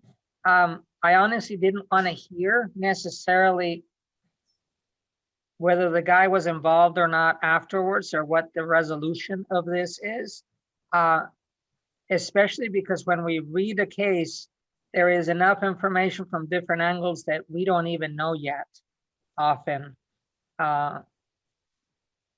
One, it was the person culpable, and two, was the officer knowing that full knowledge? That is, they usually not. They're walking into a situation. And so for me, the video that we just saw is missing. What does the officer know in the video? We hear it then from the summary that you provided, Rich. But the thing, this thing about state of mind when you walk into a situation, to me, is now very relevant, because personal, when I remember I was in one training, and I've always pushed back on police for being so in your face and yelling. And I remember in one of the trainings that had various outcomes, what happened when I had a gun and the person on the video was not obeying and showing me his hands. Completely, I heard myself screaming at the person because on another iteration, that person had pulled a gun. And I was all of a sudden in a situation in which I don't know whether he has a gun. And not that I don't want to lose the game. It is a simulation. But at that point, you don't even think. And so I thought to myself, if this guy has a gun and he's not showing me his hands, it might be because he has a gun. So I ended up screaming at this person. And then I was analyzing myself and saying, why did I scream? Because my heart was all over the place. And then when he did shoot at me at the other iteration, he shot all over the place and I shot all over the place. And no one shot each other, but we both pulled a gun with the intention of shooting each other, which taught me again, when you walk in, there is all kinds of things of going inside both people's heads. And that's what they're working with. So in this case, for me, walking in, did I check his jeans? No, but there's another officer right there at the bottom. And that to me was a trigger of that's what he had to work with. Anyway. And maybe I didn't see this or hear this on the video, but when the officers approached the gentleman that was there, did they say why they were stopped? I heard them say stop, but I didn't hear them say why. Does that make sense what I'm trying to say? Because he was going, I don't know if he lived there or not, but like Anthony said, number one, the descriptor was wrong. So if you're looking for someone in a black shirt, he had on a black hooded shirt, which is different than a black or blue, whatever color it was, sweatshirt and jeans. There's a distinct difference between denim blue jeans and sweatpants. So to that person that I don't know, him stopping, I didn't do anything, I'm going in here, why should I stop? And then that's what I'm trying to think. In those instances where the officers have a descriptor, which was wrong in this instant, what made them stop this person? Was it just solely based on because he was African-American? Was it solely based on because he had on a sweatshirt? Like out of all the people in Town and Country Apartments, which I'm sure that's what it appeared to be, why did they single out this person? Right. So my understanding from reading this was, they had multiple calls coming in, and different bits of information gets to the officers. With respect to your point that, were they providing a clear understanding to the person on the top of the stairs as to what was going on? No, I don't believe they had gotten that far. They were trying to get him down, and then when they directed him down, that's when the fleeing all took place. Yeah, I mean, it's not unusual for officers to get descriptions of people that are inaccurate or wrong or just sort of close. It's not unusual for us to get, a description, dark clothing. Well, that's not very specific. So, I can't really speak to the difference in clothing that Mr. Allegretti is talking about. If the description is a dark hoodie and, black or blue, whatever, and the pants are different, the officer sees somebody in the area generally wearing the same sort of clothing. Is it an exact match? No, apparently not. But I think that coupled with the apparent aversion to the officers is what sort of keyed them up. And when they went to talk to him, that's when the situation happened. Just the parentheses, as far as I understand from the reports, the people arguing were all African-American. Is I incorrect? I don't like to dance around that race because there's an issue and then there's a fact in front of us. You all see that I'm Indian, Mexican looking, and if you were going to write a report about me, I would want you to write it down because that's what you're seeing. Your eyes shouldn't be lying to you. So for me, in this particular case, pinpointing the person. If race is part of the description of the person, then you should say it and we shouldn't tiptoe around it. That's what was said. That's what was in front of them. That's what they did. So I'm glad that we're talking about the clothing, but we should not neglect to point out that the context is what matters. If a person is judged by their race only or faulted because of their race, then we have a problem. But in this case, for me, the description is important because if I were there, that's what I see. And I would want another person not having been there to get an accurate description of what happened. So I know it's not a question yet. I have a couple of questions, but I want to wait. Deputy, the METCAD description that would have gone over, that would have been heard by all the officers, correct? I would hope so. Okay, because I think the other, setting aside the clothing, the other main part of the description was tall, skinny, black male from the dispatch. Yeah, can you tell me what page you're on? Sure, it's I'm trying to scroll through and I can't scroll as fast as the questions are coming. yeah, it's 16. 16. I don't know. That's where I see that description. yeah, that's Okay. I think that's right. Sorry. Paragraph starts at approximately 1350 hours. Okay. Yeah, black male. Tall, Yes, that's skinny, right. Dreadlocks, black shirt, jeans. Short time later, updated the description was tall, skinny black male with short dreadlocks, dark hooded sweatshirt and jeans. Right. And I mean, and the individual that was stopped, he was, in the report, it says he's 5'11", 210 pounds. Yeah. Okay. I mean, You know, descriptions are all relative. The average US male is 5'8". So is he tall? I don't Sure. know. You tell me. right. I don't know. It's 5'11" tall. I don't know if 210 is skinny. Yeah, 210's not skinny to you. It's skinny to me though. So, right. You know, Right. I understand it's all relative, but I guess, you know, then the argument then is you can fit anyone into any description you give. It seems almost irrelevant as to what the description is if we're going to. you know, I don't think I would go that far. I hear what you're saying. The fact of the matter is they saw somebody with a dark hooded sweatshirt. Yeah, the pants are different, apparently. You know, is he tall? I would say that someone who's 5'11" is tall, but have I seen taller people? Sure. Sure. So, I just, it's difficult for me to put myself in the head of the officers at the time with this level of minutia. I'm sure you understand.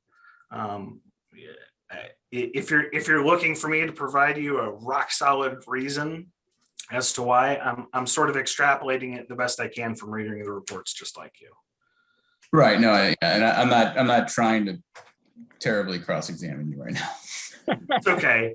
Yeah, I guess I have to note too, Tony, that you know, the paragraph you're referencing kind of as the antecedent to this doesn't say blue jeans. It just says jeans. Right. So there Right. are all kinds of colors of jeans, right? So No, that's true. the blue thing and the black thing, we got to throw that out. I think this is a real interesting dialogue to have because the public can see this, and Sure. you know, I mean, we're getting into some of those assumptions that have to be made real time by officers as they are happening, and so I think it's really good for us to process those in the context of whether or not that was a good application of the taser, or whether a taser should have been applied, or whether it meets those criteria. In my opinion, the police go in there after having a report of a gun. They come into the scene.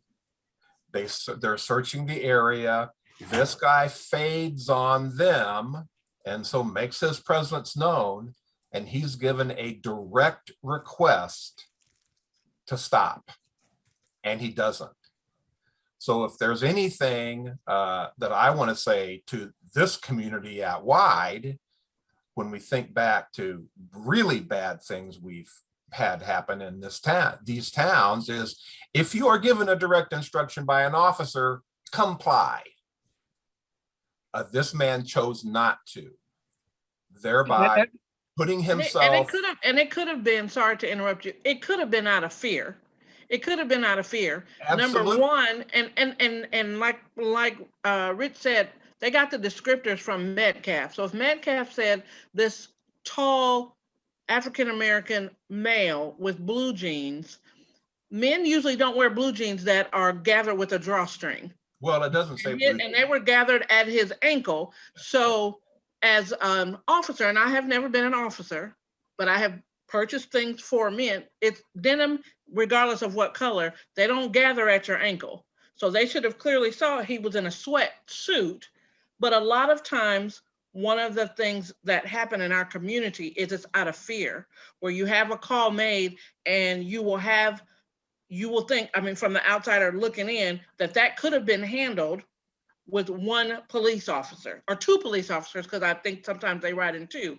But then you'll see on the side of the road or other videos where it's 2 or 3 cars for 2 people. So why did it take 8 police officers to stop these 2 people? So his non-compliance could have been out of fear. And there's a way, hopefully, that we can better educate. But a lot of times when you see that, as an African-American, sometimes the police, you're frightened just by the amount of numbers it is, and you're one person. So and we don't know, and unfortunately the taser was used and the outcome, he was not the right person.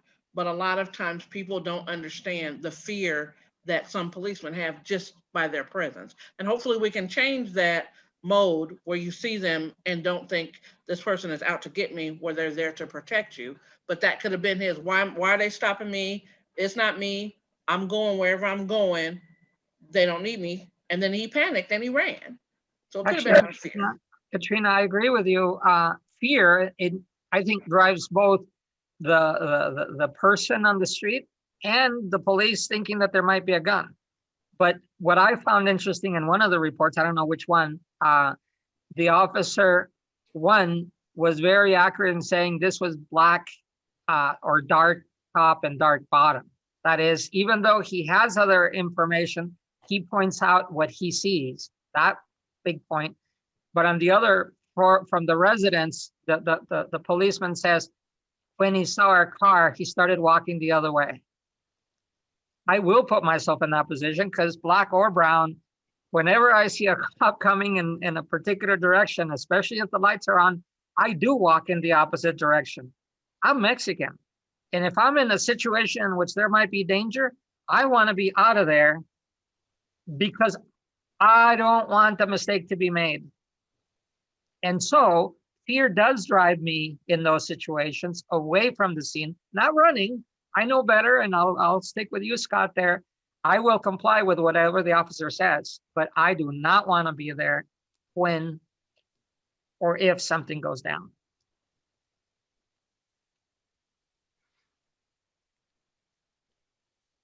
Deputy Stroh, sorry, one quick follow-up. When he got him in the other corridor, did he try and do the follow-up dry stun, or did he not? It didn't look like he was pulling the trigger. I couldn't tell if it happened or not.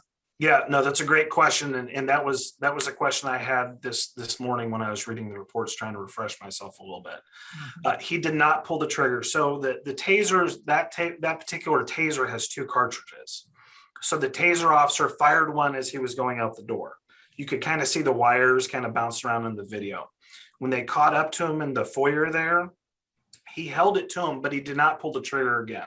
And the reason I know that is you didn't hear the audible pop, which we were talking about earlier, and there weren't other taser wires coming out of him. So he didn't use it the second time.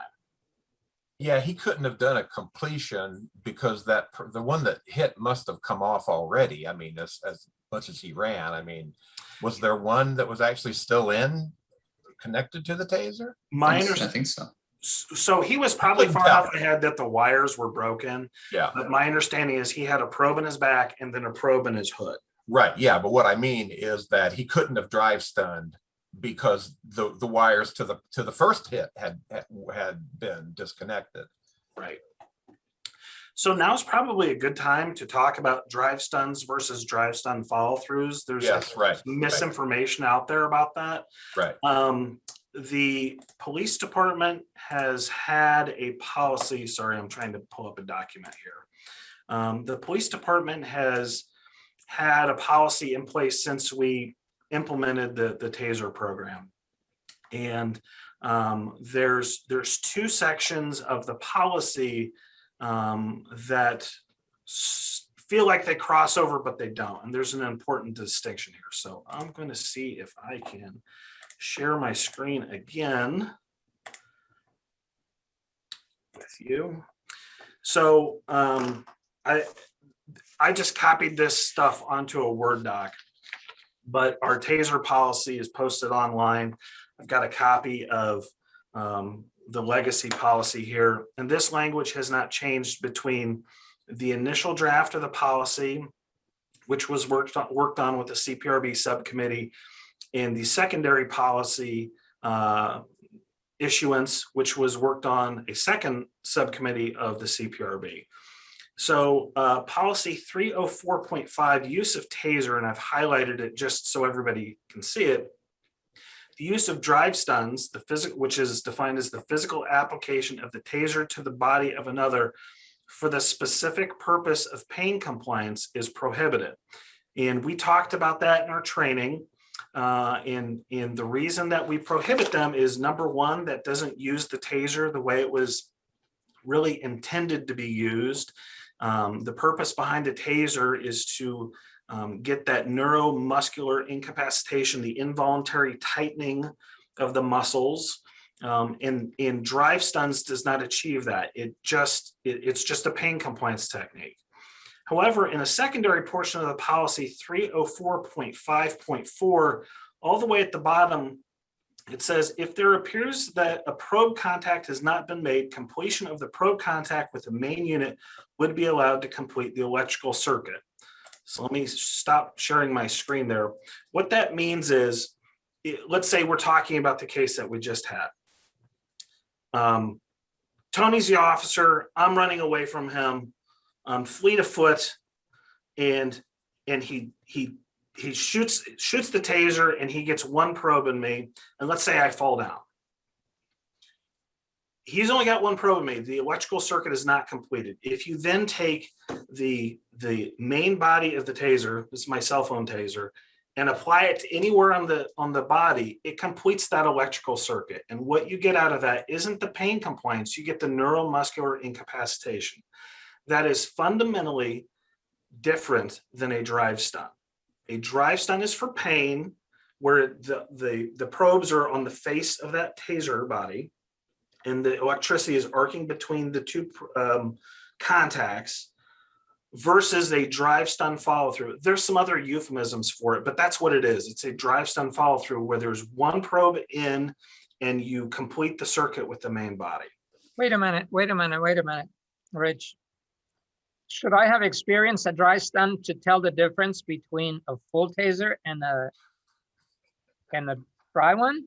I mean, when you're being zapped, I mean, I've been zapped. I do occasional work of electricity. It is not at all what a TASER feels like. A TASER, there's that incapacitation thing, but there is a whole body experience. It's not just my muscles reacting. It is a very much like when you get shocked, but in a whole different level.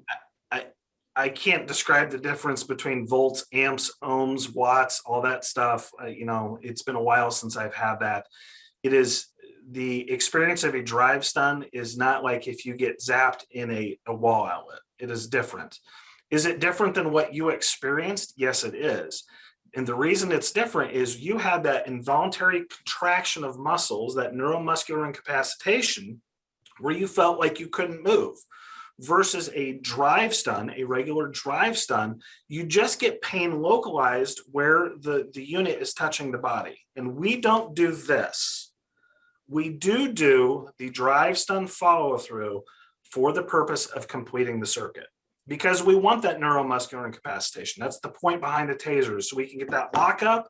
So hopefully we can get the person under control and handcuffed. So if you, I guess to answer your question, if you want us to drive stun you, we can, but I would not recommend it. No, I just want to make, if there is a distinction on the actual pain, it feels different. It feels different, but on the other hand, if it's, if you will, a torturing, because that's what the distinction seems to be, to cause pain, and you don't want to just go cause pain for no reason. But on the other hand, if the effect is the same, I end up with that whatever amount of time pain.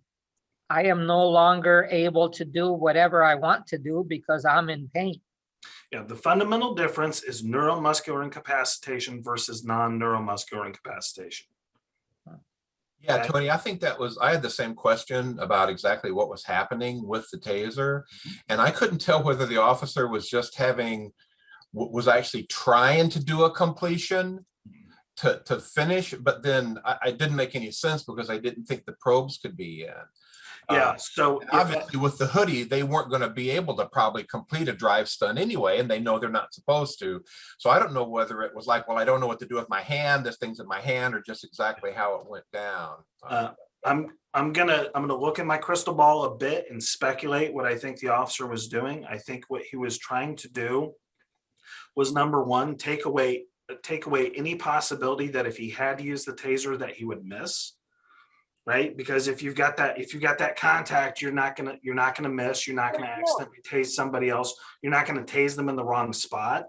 So I think, believe it or not, and again, this is speculation. I think that was part of it. I think part of it was to try to impress upon him that there was a taser against his body, because he had already tried to tase him once before. I don't know the answer to that question. It is not spoken to in the reports. I did not think to ask the officer in advance about why this specific tactic was employed, but that's my guess. So coming back to policy and our purpose here, by reviewing the cases, one is to shed light on what happened and get some lessons for it. The second one is, was this a proper use of the taser given what we wrote in the rules for them to be? And for me, one of the ways to tease out how a situation might fit a rule is where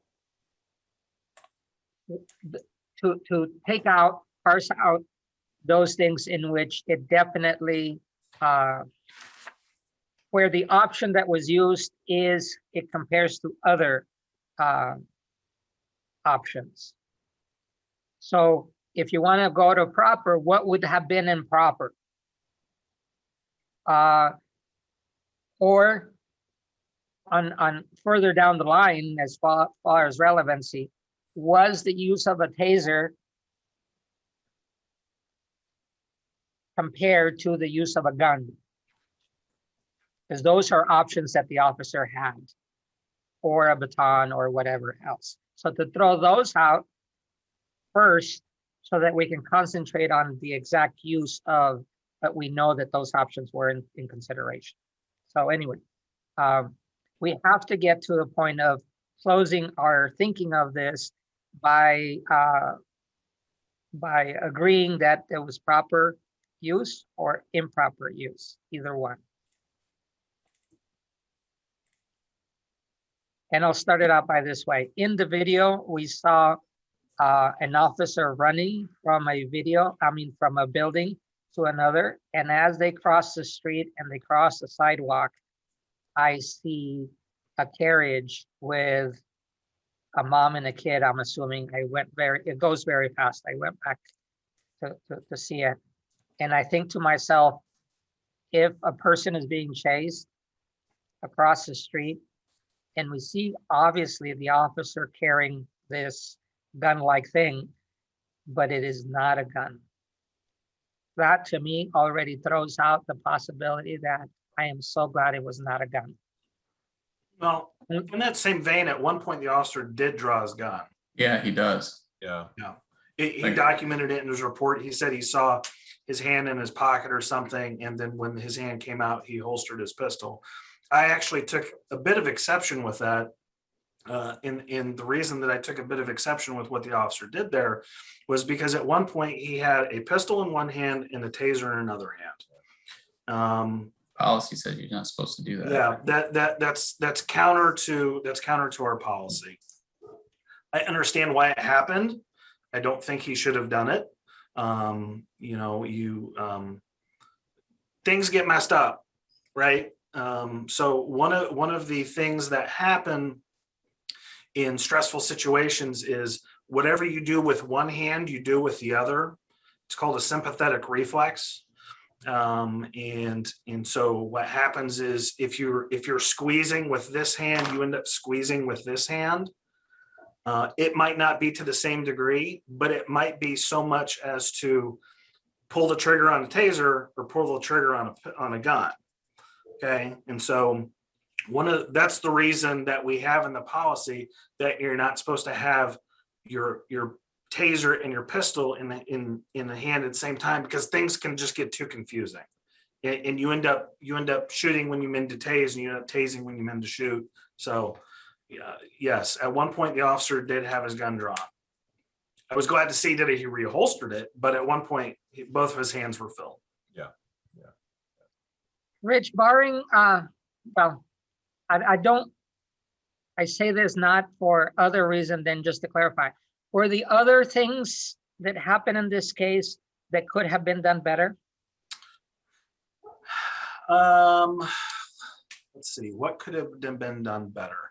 So one of the things that I noticed when I was reading this report was whatever situation was dealt with initially apparently wasn't completely resolved.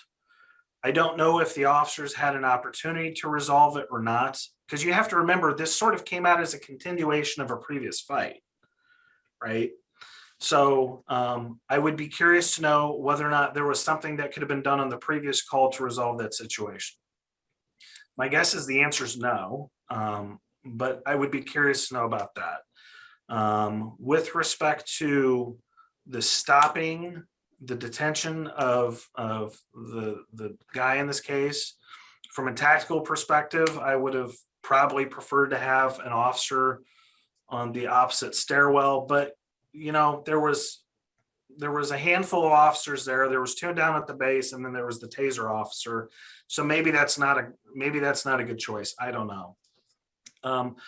I completely agree with the officers to not go up the stairs. I think that would have been a tactical mistake. If something were to happen and there was a fight, the last place I want to get into a fight is on a set of stairs. I mean, that sounds like a recipe for disaster. So I'm glad the officers didn't go up the stairs. The foot chase, he almost got run over by a car, both the subject and the officer. And unfortunately, those are, things that we have to worry about in foot chases. There was the gun and the taser in the hand at the same time. What about the number of officers? I think Katrina makes a good point as to the large response. So there were a number of officers on this call. I'm trying to see if I can pull up the reports. As you do, I just want to comment for the public. There are a lot of both reports and versions of what they knew, and we end up getting into why they were arguing and who all was there and everything else. For us, that's irrelevant. It's easy to go down that track and figure out and want to say, well, they should have. But for me, the taser is what we're reviewing. The rest either goes to lawyers or whatever else. But the taser part is what we're refining. Is that enough time, Ms.? 4. I see 4. 4. Yeah, so looking at what we call the face sheet, which is sort of the cover page of the report, in total there were 5, 7. They arrived at different times. They were doing different things.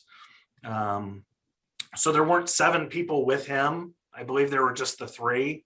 You know, the female officer that sort of pulls ahead and initially grabs him, she was, if I recall correctly, interviewing somebody else at the time. And she sees this, or she was pulling in, and she sort of sees this going down. Were there too many officers there? You know, that's tough to say with a man with a gun call. I mean, I've been to a man with a gun call just by myself. That's uncomfortable. I've been there with just one other officer. That's very uncomfortable. It doesn't take a lot of stuff to occupy 1 or 2 officers. You know, one of the principles that we teach officers in the academy, and we teach here, and a lot of other agencies subscribe to, is the concept. It's often referred to as the concept of mass. If there's 1 person, there's 2 officers. That way, it's easier for the 2 officers to effectively control, arrest, detain, question, whatever the case is, and be safer doing it. Less force is used. It's easier to get them in control, things like that. So the general rule of thumb is 2 to 1. But in a man with a gun call, you know, I don't think it's necessarily inappropriate that 2 officers were initially talking to him and the 3rd was coming up. Well, it's also true that you're trying to search for this person in a multi-unit apartment complex that contains multiple buildings, right? Oh yeah, I mean, so where this happened is scene that is an acre in size. It's the largest apartment complex in Champaign County. Deputy, what happens if we remove the taser here? And does the chase and arrest play out differently? Because he deploys it, it doesn't work, and he basically uses it as a way to comply to the subject. I mean, he never, I mean, aside from using it at the very end, which it seems like he's caught by the other officer, as you were saying, he was interviewing somebody else. So, you know, it kind of begs the question, if we remove the taser, does anything change? I think that's a great question. And again, using that crystal ball, I'm guessing the answer is no. You know,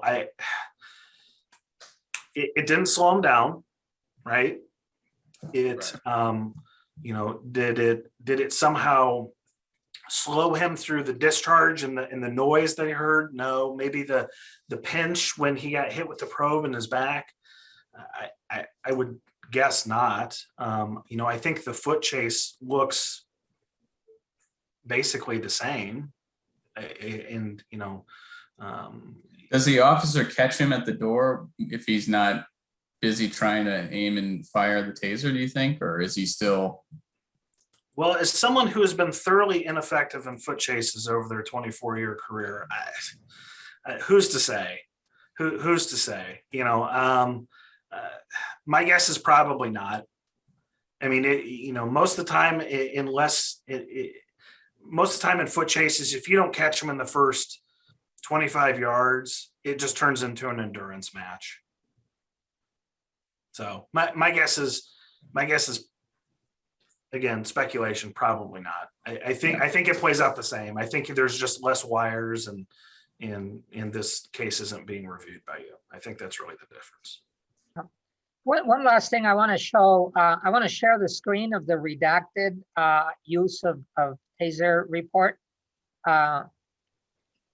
This is what we called it. I remember so well, as you work through this, one question that we had that in this case did not pertain, but I was glad to be reminded of this. Basically, who ordered that a taser be used? And the question that we ended up putting, I think this, you know, this was nicely synthesized because I don't remember actually choosing these words, but the intention is there and it's fulfilled. Who ordered the use of the taser? We were afraid that somebody would say, well, somebody else told me to do it, or in the case of an office or hierarchy saying, well, he told me to do it, so it's not my fault. Well, whose fault is it? Well, I didn't have enough information, so I ordered him to do it. In this case, it's very clear that the officer who had the taser decided to use it. And I think, as Tony points out, it ended up not being useful, for, for the intended purpose. The second one is what the mental health situation, but especially what happens after the use of the taser. I think it's required that there should be a medical exam made of the person. And in this case, they take them to Carl ED for back pain. And I think that's important because that used to be one of my fears. What does a taser do to a person and how do we know? Well, we decided to document it as much as possible in the report. And in this case, there's nothing unusual about that, but it is important that we know that it's available for other situations in which a taser is deemed to be used. Yeah, another question that's on that, and I'm on a different page here in the filings, but obviously we have two taser incidents here. We have a display and a discharge. Mhm. The officer at the bottom of the steps notes, I displayed my taser towards him as he reached the top level and turned his back toward me, indicating that we do not have success here in the context of some of the questions that are on that same form about whether or not the display of the taser, as we're hoping, kind of stops people and makes them kind of reevaluate what their actions are. And so that is, that's in the second page of that report. I'm having a little bit of a, oh no, yeah. In the second page of the report, it says the display or laser deter, or oops, you just took my screen away. Sorry about that. Deter, gain compliance from the subject, and no, appropriately is circled in the context of the officer that was at the bottom of the steps, not the one that ended up firing. So just something else, you can tease out of these reports if you look at them. So there are actually two taser uses on, I don't want to say on display, two taser uses in this case. So. Yeah, and looking over that form, it looks like we probably need to go ahead and touch it, make some minor tweaks to it based on some changes of a couple things. If you recall correctly, that form was boilerplate, and we altered it and added a bunch of different things because I think it was originally a one-page form. It's now a two-page form. Yeah, it was. We tried very hard to put it on one page. Yeah. It also helps. One thing that I learned in the training that I had forgotten is that it is the intention of the taser to hit somebody in the back, or at least in where there is sufficient space for both probes to go into the person and not have it be at the heart level or the face level or the groin area. So now you end up with areas in which you could cause harm, and given the fast pace of things, that's hard, because if you had a gun in your hand, I don't know where they would point, but it would probably not be the legs. It would probably be the most damageful areas. So anyway, yeah. we have had some learning as far as both form, but actually now in this case, what happened. I think it was a hard shot for this guy who got this person, for the officer to try to take. But I don't think it violates the use policy that we have. All things accepted about identifying or maybe even profiling this person.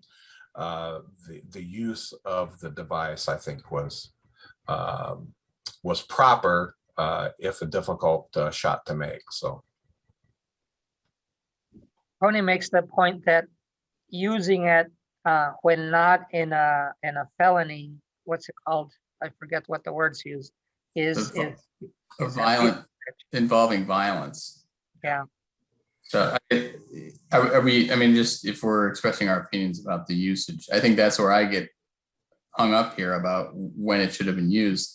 I think this is more of a pure flight scenario. Whether this person was a suspect based on the information they had, I would tend to disagree. with based on the information. And again, I think it's an open question: is possession of a handgun a violent felony? I think there may be a large contingency of this country that would say no. having a handgun is a constitutional right, and if you're going to treat me as a violent person just because I have a firearm, I think we run into that. It play devil's advocate of regarding Second Amendment. I think there's an issue with the way the policy is written. And maybe if they're going to include it as, include it or adding handguns to this, or charges involving a weapon, that might have fit the bill here for it to be used. And the other thing is, using the taser didn't change anything. So I don't know if that kind of pushes it over the edge for me as to that this should have been used in the first place, because it didn't do anything. Yeah, I have to argue about that, Tony, because I think what we have to do is to decide whether the use was appropriate for the circumstance, not what the outcome was. Right. I mean, the circumstances were armed person with a handgun, and we don't know where. I mean, they didn't say he was in this particular building. I think it sounded like they were outside, but I could be wrong about that too. That kind of cuts, I think, against the use, because we don't know. I'm not sure what the purpose. I'm not sure why this particular individual was narrowed in on, outside of the fact that he had a black hoodie. I mean, the rest of the description is tough for me. That's my issue. And and this person responds with it's fight or flight with him. He's not going to fight with the officers, so he runs, which is where we get into the issue with the policy of, mere flight isn't enough. So if we'll give that he's a suspect, let's say he matches the description, we'll give that here for argument's sake.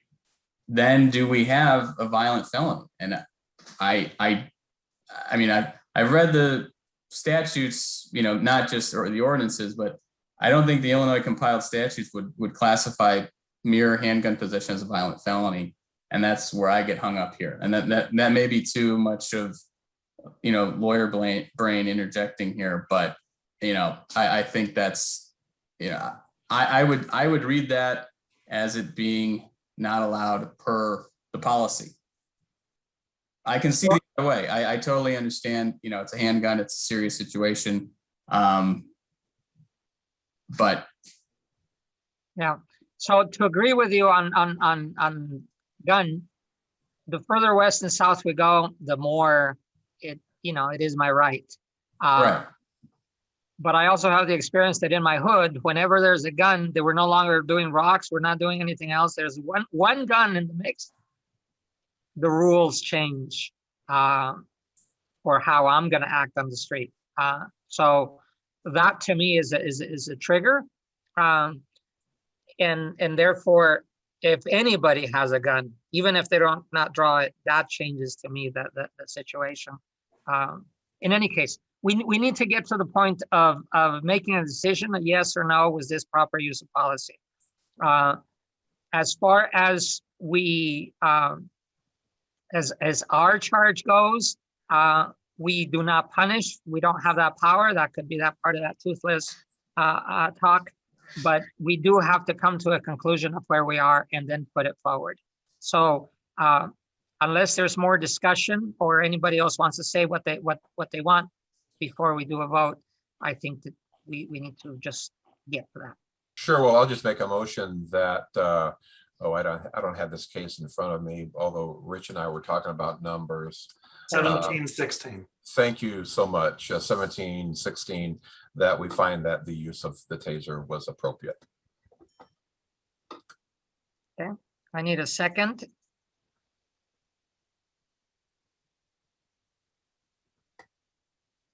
Okay, do I have an alternate motion?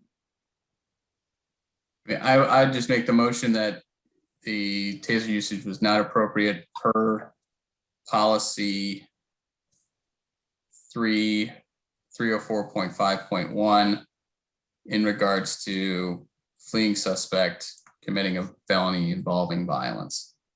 Do I have a second for that motion? I second. Okay. We have a motion and a second. So to vote, we need to do a roll call. Mr. Allegretti, Which motion are we? Yours, it was improper. Oh, I vote yes. Mr. Diaz, No? Mr. Dossett, No. Ms. Kendall, Which motion are we, that it was improper? Yes. Yes, I agree it was improper. Mr. Rice, I agree, improper. Okay. 3-2. So, yes, Just counting. thank you. We have 3-2. So this board has just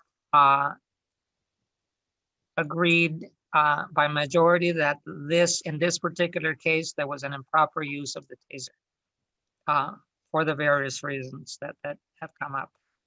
There is no further action from us in this. Mr. Diaz, might I? Yes. So I'm trying to pull the ordinance real quick. I believe that the board needs to send something to the chief. Let me find it here real quick. I think that's right. Yeah, it's 19-46 is kind of where it starts. It's on page, I can't see page number, page 10.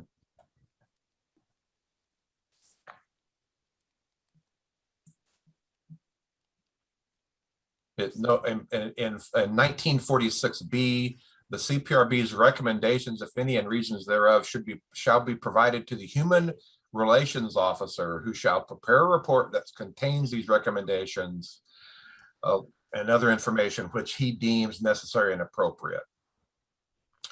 If we want to make a recommendation concerning changes in policies, procedures, protocols, or practices, we need to provide reasons for that. That's kind of what the second meaty part of it says. Might I offer a bit to contemplate before you draft whatever it is you draft? And I think this sort of dovetails with what Mr. Allegretti was talking about. So the policy that he referenced isn't really codified in state law. It's a bit, well, it came from the vehicle pursuit policy. And so and I don't want to put words in Mr. Allegretti's mouth, if he feels as though the language is maybe also a bit too imprecise, because at least to me, it seems fairly broad, you might consider discussion about maybe tailoring and narrowing. I don't know, Mr. Allegretti? Yeah, no, I think it's just, it needs to be, the felony involving violence needs to be parsed out, I think, a little bit, or added to. I mean, you know, if that's what the board, or I mean, well, I guess that would be the police department's decision as to what to draft. So our recommendation would be, and I don't know if I mean, it would need to just be clarified. I think would be, you know, if they're going to add handguns, you know, that's all well and good, but I think it should be there, because I think the way it's written, just it doesn't include it, and I think that's what the vote was mostly on. But again, I would also defer to Tony and Katrina as to why they voted that way, and maybe I don't know. I would defer to Scott and Ricardo as to proceeding. Do we just draft something and it kind of gets passed around? I mean, I know we can only do 2 at a time. Well, in my mind, it's Ricardo's responsibility to draft a note to the human relations officer. I guess my question is, do we have one of those? And who is that? And then I think the dialogue just proceeds. I mean, I think it's real valuable for us to talk about it like this. Although we have spent at least an hour, and maybe hour and 15 on this one case, I think it's important, especially as we do the first couple, you know. So, Could I just say to your question about the HRO, I mean, we're in the process of hiring somebody and I've been standing in for that person, so you could feel free to address it to me. And yeah, that's it. Okay, thanks, Carol. If I could offer a recommendation, don't draft War and Peace. Couple paragraphs, I think it will be fine. The chief and Carol or whomever it comes in to take over for that new position. I think between the couple paragraphs in this discussion, I think it's there. So, and I thought it was important to share the history of where that language came from regarding the pursuit policy. That is fairly old language in terms of policy. That policy was instituted by Chief Eddie Adair, the vehicle pursuit policy, and he was the chief 1, 2, 3, 4, 5 chiefs ago. So that sort of tells you how much age it's got on it. Ricardo, do you maybe want us to just send you a draft and then you can synthesize them? that would be great. I've been taking my notes, but as I've stated before, to write my notes, to keep handle on the screen, and then to listen to everybody is taxing for this little mind. So I'll have my notes. If you will send me anything that you have directly to me, then we're following the law as far as open meetings, and I'll finish the draft. Circulating it back to you, you will have a copy when I send it to Carol. I hopefully will have been fair. Well, I will be fair as far as I understand. And if you need to call me on it, that's okay with me. Okay. We can clarify it before it goes. All right. All right. So the disposition of this one is closed. I thank you for both the learning and having as much just processing of it is. We're going to go on to the next one. This is an old case. Ricardo? Yes, sir. Ricardo, real quick before we go. I just want to have for the record that we have voted on and resulted 3-2 that the CPRB has found that the use of taser in case 1716 was inappropriate. Is that correct? Correct. Okay, thank you. Yeah, I wrote it 3-2 vote rules that in this case, 1716, it was an improper use of the taser. Improper. Thank you for. I just want to make sure I have it correct for the record. Okay, thank you. All right, thanks. Okay. I think technically the recommendation from the board is a policy change. And yes, it accompanies a policy change. My words say change the wording to knowing what is appropriate to felony involving violence needs to be spelled out.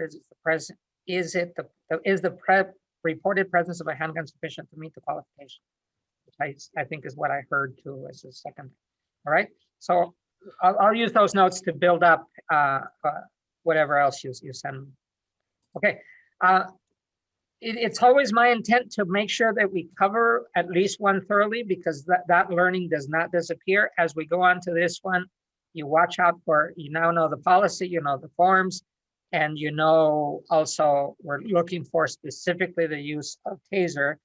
The rest of the story is very interesting, but this is not a crime show. This is a use of taser situation. Okay, Rich, we're going back this case to contextualize for the audience. This case happened quite a long time ago. We heard the first of it in a regular taser review meeting. There was some information missing. It was brought at a later meeting, and then it seemed to be in pieces. So we decided to bring it all together so we have all available information as we go. The question will come up. I'll wait for that question to come up to deal with it. Anyway, Rich, dates and if those of you that are able to look at your notes and documents from the portal, go ahead. Okay, so do you just want me to do the whole thing? No, just giving you. Do a quick summary. I don't think there's one, we have the unredacted video of the squad car, and we have the particular case as it was presented, the redacted one. I think that's, if you give us that video, the short one for context, and then we can ask questions since we have the long version available to us in the squad car version. Okay, so you want me to play both redacted videos? Yes, because that's what's permissible here. And we have the background of the much longer. Okay. On February 6, 2019, at approximately 11:19 p.m., Urbana officers were dispatched to a report of a physical domestic at a convenience store. Officers were provided a specific description of the man and woman involved. Officers arrived and located both subjects nearby. Officers stopped the couple and began discussing the incident. Officers soon learned the female was wanted on a warrant. The female was arrested. As the arrest was taking place, the male announced that if the female was going to jail, he was too. The male then shoved a police officer. Officers grappled with the male to effect an arrest. During the arrest, a taser officer discharged his taser against the male in his midsection, but due to a limited spread of the probes, no reaction was observed. The officer then completed a drive stun follow-up to enact the neuromuscular incapacitation. After the arrest, the male threatened officers and their families with physical harm and rape. The male arrested was taken to the county jail and charged with aggravated battery to peace officer and intimidation. So let me share my screen again here.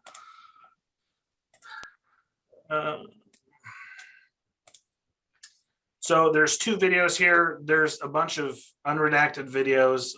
I heard some commentary that there were no videos and they have been deleted. That's not true. Those videos are in the portal. I haven't done a side-by-side to make sure everything is there, but I'm fairly certain it is. So what we what we originally saw was this video. This video is from the taser. There's the two dots in the middle of the screen. Those are the aiming devices. You'll note that this video starts essentially as soon as the action starts, because the officer, and you'll see this in the subsequent video, draws the taser and takes the safety off and fires it essentially immediately. So I'm going to play this first video, which is not terribly long for y'all to watch. All right. Get on the ground.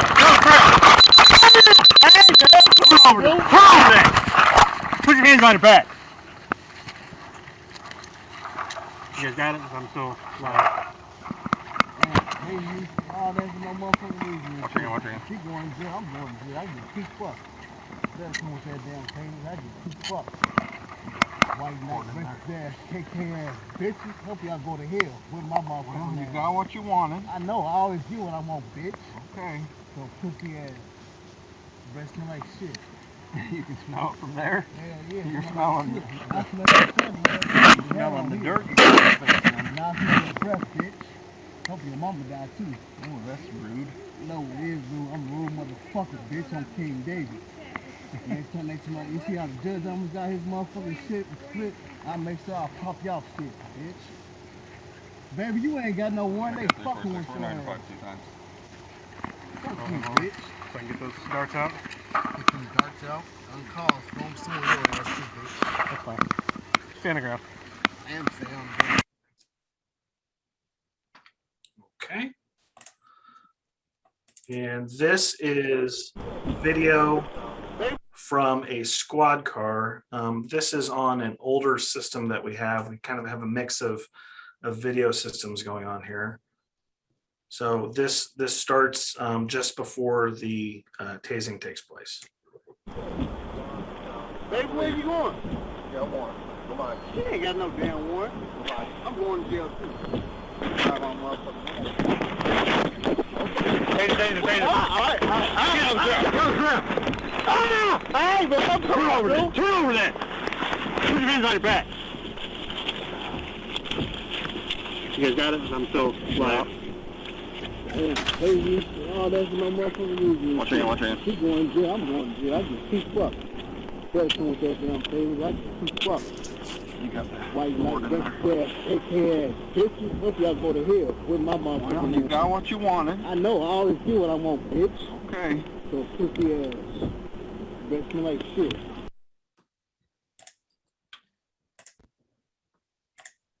Okay. As you have technical side, I'll ask you if you have any other information for this, but I want to now address myself to the board. We've already voted on this over a year ago. The disposition of the board at the time was that it was a proper use of taser. Not all the pieces were together. So the first question, as you see this and you saw the background leading up to this, do we want to reconsider that vote would be one of the questions, but I don't want to taint it by saying, so we now know more, we now have more experience about usage, and perhaps instead of re-voting as to the proper use, we want to comment on it because the vote is already there. If you see something inconsistent with you know, the previous finding, we can come back to that, but we'll have to vote to reopen and to go against the previous board, which is okay with me. But I want to say is we can also leave it as is after we have a discussion about it. It's Ricardo? different. Yeah. So we recently had the issue at the council, and you basically are governed by the same rules as the council on a vote for reconsideration. And a vote for reconsideration has to take place at the same meeting as the original vote. You can't do it. We couldn't even do it a week after at the council. So that's really not an option that's available to you to have a new vote. Yeah, I mean, it's been voted on. And if you wanted to vote for reconsideration, it would have had to have happened at the same meeting. That's according to Robert's rules, which is what we are governed by in the, unless there's a specific rule otherwise. Okay, I'm going to take it as a learning. Roberts applies to us, and I think its main purpose is to keep our dialogue civil and in order. At least that's the way I take, you know, if we followed it completely, we would miss our target many times. So for me, right now, that's why I want to have first the discussion, and then we decide what to do with that discussion. Because even if we are not able to reconsider by the Roberts Rules of Orders, if we need to do something for fairness, then we need to figure out how to do that. But in the meantime, I think in this case, given that we have all of the information that there is available at one sitting, we can question and discuss freely because we have not yet gotten to the question of going through the procedures. I hope I didn't. Just I'm not going to beat it. I'm not going to beat this to death. I'm just going to make one final point, and then I will close out and put okay. But the point is that there has to be finality to issues, right? So otherwise things could be brought back, new board members, and it could be brought back endlessly. So that's the purpose of it. Thank you. Thank you for the point. Can you provide the rule number just out of curiosity? I can, and if you don't, I'm not trying. Well, I mean, I can look it up. I have it on my shelf. But don't worry about it. If you don't have it in front of you, I thought you might have. No, it just had come up at council within the last couple of months, so it's very top of mind for me. I can find it. If you had it off the tip of your tips, it would. Don't worry about it then. Okay. All right. So coming back then to the particular case, this is what we have. Of the information on which to have based the decision. We are not analyzing actually the whole of the reports necessarily today, you know, as we're viewing for the public, but I want to hear if you have any thoughts about what happened in this interaction, specifically to the use of the taser. What did you hear? What does it, you know, the one video, back when we didn't have body cameras, the taser was the camera for the most part in interactions like this. And so that's why the two dots, we were unhappily but happily using just that camera, because most of the time when the taser was drawn, it was only pointing to the ground because it was not going to be used necessarily to you know, pull the trigger on a person, but it did record. And in this case, I think that's the value of the sound of the situation. For me, does it match the rest of the information that we have about the case, or is there anything in the sound that makes the difference? So anyway, thoughts, comments? Ricardo, I had just a couple comments about the one about the report itself, and two, why the officer who fired the taser. I mean, I watched the video numerous times. It almost seems like he fires it either precisely at the same time he's saying taser, taser, taser, or he fires it first and then he starts to say taser, taser, taser. It doesn't seem like he gave the guy an opportunity to comply. Now, there was a small scuffle with the sergeant who was there. He says he was pushed. However, the use of the taser is supposed to be for someone who's actively aggressive, which we'll say that happened, and it immediately threatens serious physical harm to another person. I don't know if a push would qualify that. And it seemed like if he would have given him, if he would have just displayed it, maybe that would have, calmed things down for this guy. Reading the reports, it sounded like that this guy may have been intoxicated. He had been hanging around for a while. So one comment is, it seems like he didn't give the guy enough time to comply with he should have given a verbal warning, it seems like. And two, I'm curious as to why it's not in the report that why he didn't give his reasons for not doing it, because that's supposed to be documented in the report. And I didn't see that in this report. Because the report may not be written that to facilitate that response. It just says, did the display cause the person to stop? And it doesn't ask the officer, did you give the verbal warning? And if not, why you didn't. So that seems to be something that could be worked out in the report as well. Yeah, that was an understandable stream of consciousness. Can we take it one at a time? Sure. Yeah. Sorry. So let's start with a warning, because I agree with you. I don't think that there was. I think the firing of the taser was approximately the same time, whether it was immediately before, immediately after, essentially the same time, right? Are we required to give a warning? No, we're not. Is it preferred? Yes, it is. So I think when he says taser, taser, taser, that's not intended to be a warning to the subject that he's firing the taser upon. It's intended to be a warning to the other officers on scene so that they know that the loud sound that they're hearing is a taser. Okay. Right. Yeah, I didn't think that was the warning to the guy. And I don't, as far as the documenting the reasons is I didn't see anywhere for him to really write that down in the taser report. And you're talking about the lack of the warning?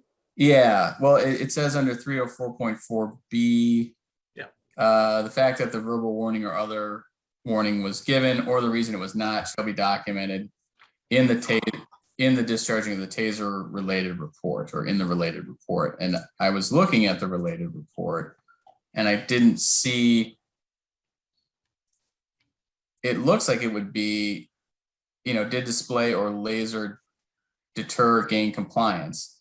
He just writes no, but he doesn't say he didn't give the display or he didn't give a warning. And there's no explanation as to why he didn't do that. And it seems like that should have been included, unless I'm missing it. Yeah, so you're looking at the form and I'm looking at the narrative right now. Yeah, the form doesn't give him a place really. They're not asking the form, Tony, to document that. Oh, okay. That's not a yes or no, just whether or not the display of the taser did elicit a satisfactory response. Although I don't think Carol's concerns can be really mitigated, and I understand her thing about Roberts, at least partly, this is kind of a new case because we didn't see the squad video. If you think about what we just saw, it was the squad car camera and the audio that was tied to that gave us that period before the discharge. When we saw this the first time, all we had were the two red lights and the bang. And so in the first time we looked at this case, it was not it was not, wasn't possible to make a judgment about whether there was any warning given or not. And I think if you look at the taser use policy, it is incumbent for the officer to provide a warning, although it says should precede its application. It doesn't say must. And I can guarantee you, we must have looked at that when we were working on policy, and that's the word that stayed in there. Well, but even then though, he did. It was quick. I think if at all, it was for the other officers or just to squeeze it in because he was already firing when he was saying it. And not to convolute, but I think of this officer somewhere across the nation, which she pulled her gun instead of her taser, but she was shouting taser at the same time. I think of that decision of your mind of going back to your training in which you're doing. I don't even know if he was doing it for the officers. He knows when he draws it, he's going to shoot. He's going to pull the trigger on it. He's got to say those words. I mean, that's got to be just part of your nature of doing it. How much time do you have to say that between the decision of making the decision that you're going to tase somebody? I honestly cannot have any idea of where it actually fits, and would it make a difference? The clicking sound that it makes is only useful for those people who have already been tased before and they know what the little electricity sound means. And I think we had agreed that that was not a permissible use at the time. I don't know where we are on that rule, but now it means a lot to me. But if you've never been through it, I don't think it's necessary. It's a good warning. I don't think it's a warning for the person receiving it necessarily. So. Yeah. Well, I mean, with all I can say is that with the addition of this squad video and audio, Assistant Chief Searles started that, 5 or 10 minutes into the video that we could review. So this guy had been arguing with 2 officers and talking to his partner kind of over their shoulder for 5 minutes. First of all, it's my understanding that the use of the taser, as soon as it comes out, it should be turned on. Now, I was willing to kind of overlook that in the context of the quick video, and that's all that we had, and the rest of the report, which I found logical. But given the fact that they had been interacting with this guy for 5 minutes, there was more than enough time for a verbal warning clearly to precede the discharge. I don't think we got that this time. So in summary, this wasn't the beginning of this event. This was 10 minutes or so, I'm guessing, into this event. Certainly enough time for a reasonable officer to say, okay, I'm going to take the taser out and turn it on, and maybe I will have to use it, and then make a verbal warning. Mr. Dawson, I would argue that removing the taser before the pushing and swiping and all those sorts of things would be a violation of policy. I would not want an officer to take it out just because somebody is arguing with them. I understand your point, but I don't think that the taser needed to come into the situation until hands started flying. Yeah, well, see, that's totally, yeah, that totally runs against all of the display review that we did for the last 5 years. In what way? Because I saw taser, the reason that we stopped doing display analysis is because everybody was tired of the taser being turned on, pointed to the ground, and you would have 15 minutes of dialogue. Now, during those cases, I found it really easy to congratulate staff, the officers, for the dialogue I heard, but it's just not the case. that we were limited in those display evaluations to, just when there was a fracas. I mean, I've watched hours of video where someone preemptively pulled their taser to display, or in the case that they needed to use it, and turned it on and activated it. Sure. I'm just asking why this didn't happen. Now, it was a rainy day. I don't know if we have problems with the tasers and rain. But I mean, I think given the preamble to this event, which again is at least 5 minutes of video where this guy obviously isn't going to shut up and go away, that there was opportunity. And, given your response, moreover, I would say I think it's the responsibility to try to be early if you can. Now, obviously, when the guy's chasing the guy that's jumped off the steps, and that's a totally different scenario. But there's 5 minutes of video before this taser came out. Well, the situation didn't escalate until the guy tried sort of going around or through the sergeant. Right. That's when it turned into a different situation. Yeah, and I can understand. Yes. And in the 5 minutes preceding, what we're talking about is a very standard arrest for, if I recall correctly, a city ordinance warrant. There were no issues with the arrestee. The arrest was fine. And as you said, he was sort of talking over. So things happen rapidly, things happen quickly. I understand your point about, the taser could have come out before, but I would argue that it would be inappropriate to display it for someone who's just sort of being generally belligerent. Well, yeah, that's a good point. Yeah, I see that point. Yeah, you're right. And one of the other things you have to remember is that early on in the process of us using tasers, we didn't have body cameras. And so the officers were sort of in a default way using the camera on the taser to capture the way people were acting. They were sort of using them as a body camera. So that's why I like looking at displays. Sure. No, I get it. I totally get it. I just think that for the officer to pull out the taser and provide a warning, hey, if you don't get out of here, I'm going to tase you. I think that would be overboard. Yeah, well, that wouldn't be practice I'd prefer. Yeah, we discussed that. One of the reasons I insisted that everybody watch the whole video, that you have as much information as possible. One, to clear up that we had or had not. There were no other recordings made. Is this right, Rich? So this is what I have. I asked the evidence officer for the video. So I have the original redacted taser camera, which is one system. And then I have squad car video, which is what I sort of showed you. There's the redacted version that you saw.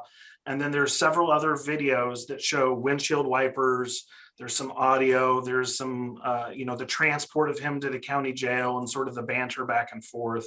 Those are the things that we have. So what I have showed you is what I believe is the most pertinent and relevant and on point with respect to this particular case. I just don't see any reason to redact windshield wipers going back and forth.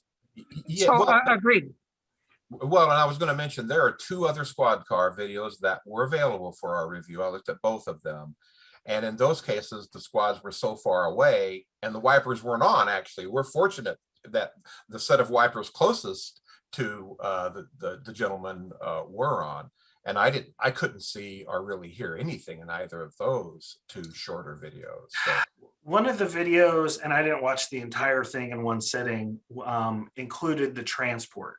And so you get some post-arrest banter. Yeah.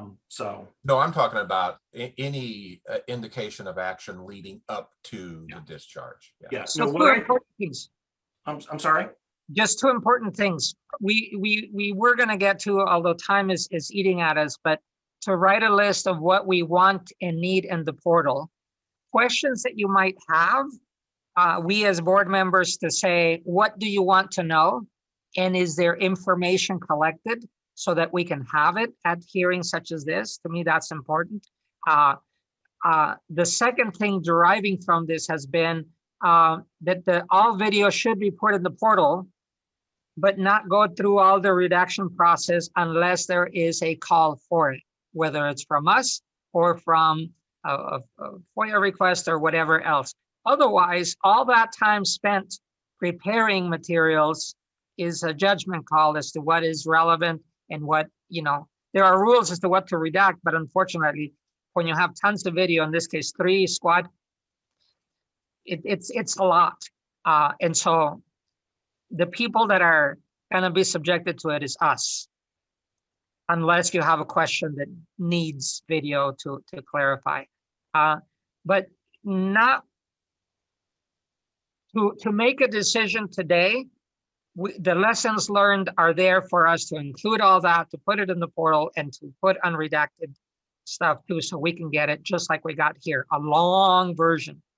But now to specific to the case, I thought it very interesting that in the reports, when asked, why did you get tased? The person was very conscious of saying, because I pushed the officer. It's very hard to get into people's minds under this. We can just imagine it. And not that what was written in the report is clear evidence of that's what the person was saying. But if he said it, if it was asked, then it does show me something. If he didn't say that, then that would be troublesome about the officer. But I am willing to trust it today and to say, well, the thing lit up and it was a long time to it. And I think, as I recall, to be consistent, we did not want the tasers drawn as a threat under the circumstances that we were projecting. We may have changed our minds, but that to me is proper to only pull it at the moment. Why did it go down so fast? I don't know. And we don't ask that question in the reports, because it's a lot of what ifs. And if I understand this, the reports are usually written, I don't know, not before they go home, but pretty soon thereafter, right? Yeah, well, just let me jump in here, Ricardo. 304.4, point A says, provide the individual with a reasonable opportunity to voluntarily comply. Now, where the opportunity to voluntarily comply turns into a threat, I don't know.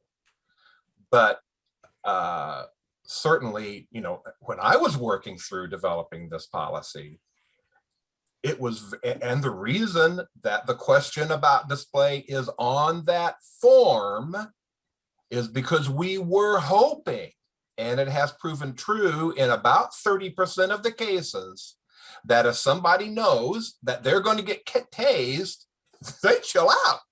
They don't want to get tased. That's what the whole mythology of the muscular shutdown is about. That's why, and so it's very real. There's no mythology to it, which you very well know. So it has never been, in my mind, okay, it's got to be now, draw it, shoot it kind of thing. No, that's Agreed. not the way. Agreed. But arguing with somebody for a long time, is that sufficient time to say, hey man, do what we ask or forget about it?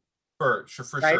Sure. Shades of gray. I'm just noting that the word threat was used, and where does that interface with the purpose of the warning is to provide the individual with a reasonable opportunity to voluntarily comply. That's what our paper says. Yeah, agreed.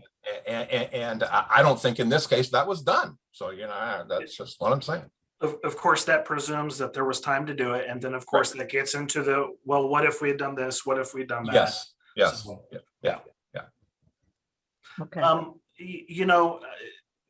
Real quick, dovetailing on something Mr. Diaz said, I would appreciate some additional guidance from the board about what the expectations are.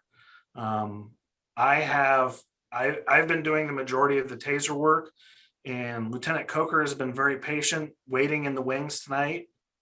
Lieutenant Coker is going to start to come to these board meetings. I will be around. I will still come. There are some cases that might or might not involve him. He will not handle a case where he's involved. If since he's going to be new at the same time, some very specific guidance and expectations would be much appreciated so that I can help Lieutenant Coker through the process.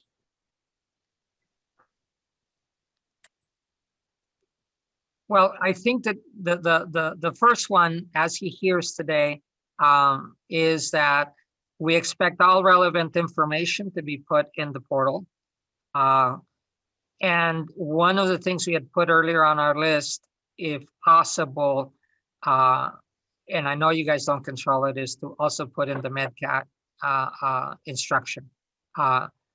It seems to provide a piece of information that we had not learned was so important.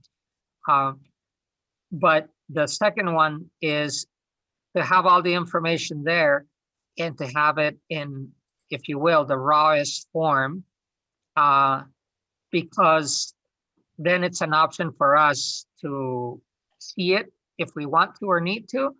And then the redacted part that is, and will continue to be very intensive. Do that only as needed, and especially given that it's so much, to have parameters for doing that. The third one is for me to make sure that that as you guys continue to make the investigations, that you consider that you have an active board that is going to be asking some questions anyway. And I know that you're making the report for the chief, but you guys tend to talk in a in a telegraphic. You guys know what the rules are, you know what your understandings are, but in cases especially that are going to come before us, that you do some of that work of thinking that we are your audience too. I understand not all cases have to do that, but in terms of preparation, might as well go through that a little bit so that it isn't an exercise of hypothesizing the officer. Well, if you have the officer in front of you already, then go ahead and ask those questions that us lay people are going to ask. Okay, I understand your point. Unfortunately, I'm not able to, with respect, fully anticipate all the questions coming from the board. Of course. So we will do the best we can to anticipate and prepare in advance. One of the issues that will arise is if we say, okay, we've got X number of videos and we think these are appropriate and responsive, we might get a request night of, well, what about this one? Well, that one wasn't redacted. And if that one's not redacted, then all of a sudden we've hit a brick wall. So I think we can work through this process. Just understand this, that the redactions take considerable time. I mean, just downloading videos. I spent 5 or 6 hours this afternoon downloading videos. So it is a bit of a process. I would say one thing about the 911 calls. I'm not sure that we have the requisite software to redact MECAD 911 recordings. I will check and see, but I'm not sure that we can do that. Well, you may not want to. That's unredacted. It's part of the record on the portal. The public doesn't see that, but your board has an opportunity to see it and to take that into consideration. Understood. I appreciate that wiggle room. Thank you. All right, that was just my short list. I welcome other comments by other members of the board as to what questions you have had in cases that were not answered by the evidence or reports in front of you. But especially, we need to do the work of spelling out, this should be on the record if it exists. That way, it's not only the request to put everything relevant in there as a general blanket rule, but we can ask did this exist? How many squad cars were there? So how many videos of squad cars do we have? Or those kind of things. They're not a getcha strategy. They're a complete record when and if we need them. And I think that it's just fair play to say, you know what? They didn't turn on their camera. And that is an answer. Might not be the one that we might want, but in most cases, it seems to be that there are many times in which cameras are, if you're the third officer or whatever else. Anyway, there might be other reasons that we may not agree with, but they are what happened. And that's the important. Anyway. Well, I want to talk about redactions a little bit, because all 3 of the 2021 cases that are in the portal have redactions in them. And I thought that we had tamped down the, as far as I'm concerned, erroneous conclusion or agreement that we had requested that complaints be redacted. No, I'm not talking about things that are made public. I'm talking about things that the board can see. So to be clear, you're talking about police citizen complaints, not citizen complaint forms with big blocks of black in them that includes names.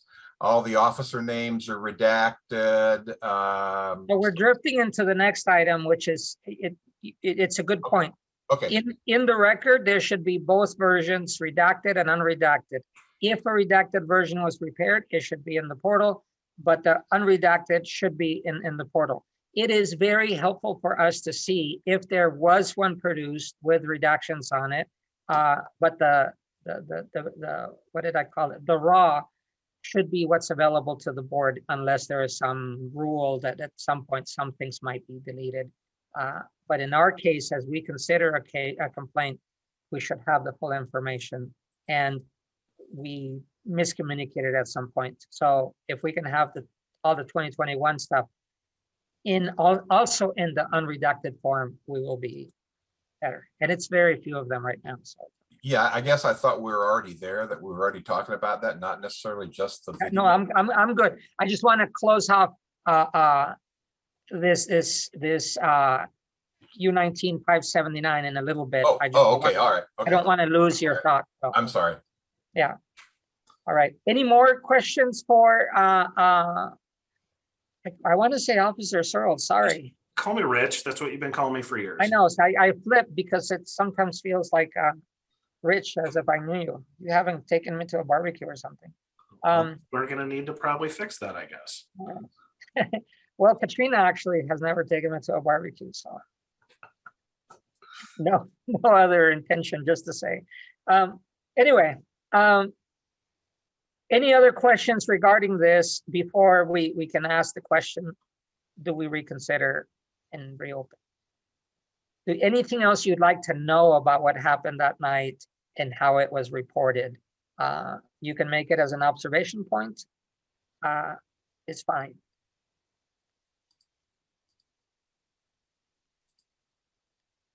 Okay, so if that's enough information, then the point of, is there anything to reopen here, or have we considered both the lessons and the decision that the board made a year ago, 3 months ago, whatever it was? But I think it was January of last year. Well, it's really impossible for me to answer that question because I don't know what we recommended. Often this board has made a recommendation, has approved something, but made comment, and I don't know what we did. So in all honesty, I can't help you there. So actually what we did was we approved this this usage as being within appropriate use. We, during the dialogue, as has been pointed out, we asked Rich for any other information that was available. Then we saw the video a few months later.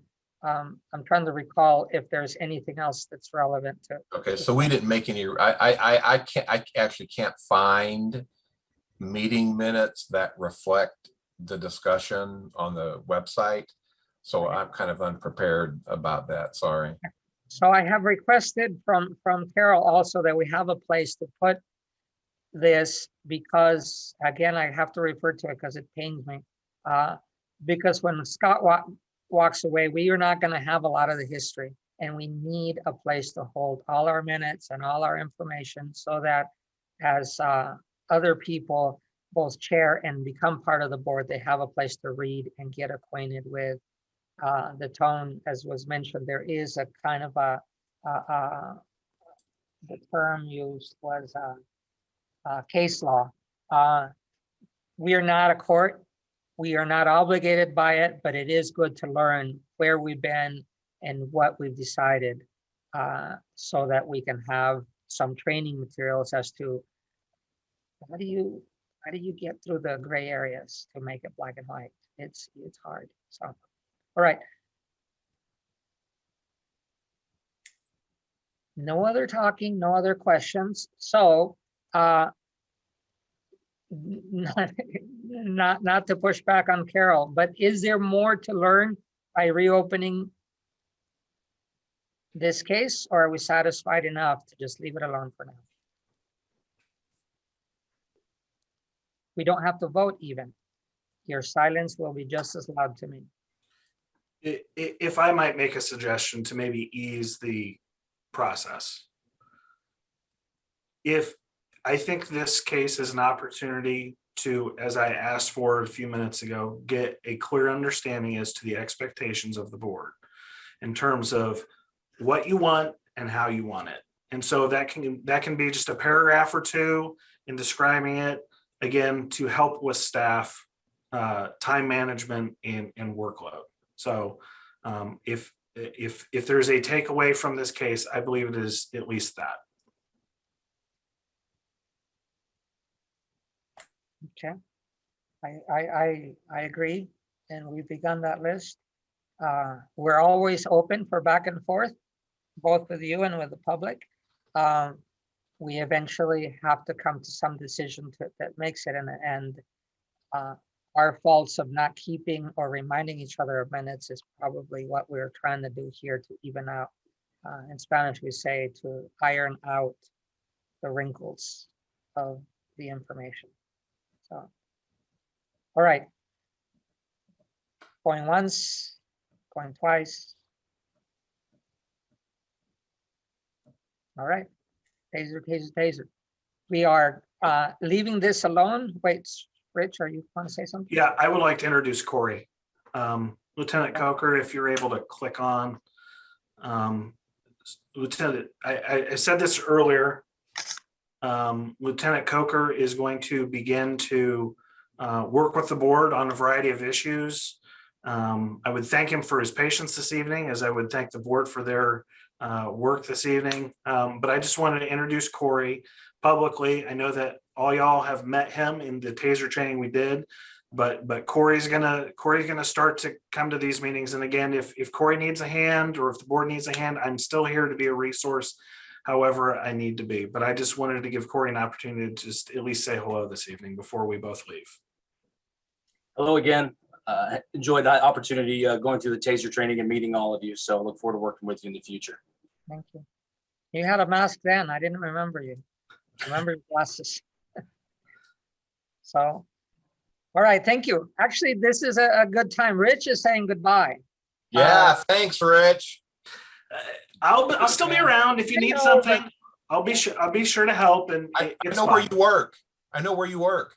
Yes, you probably even have my email address. You're now our ex.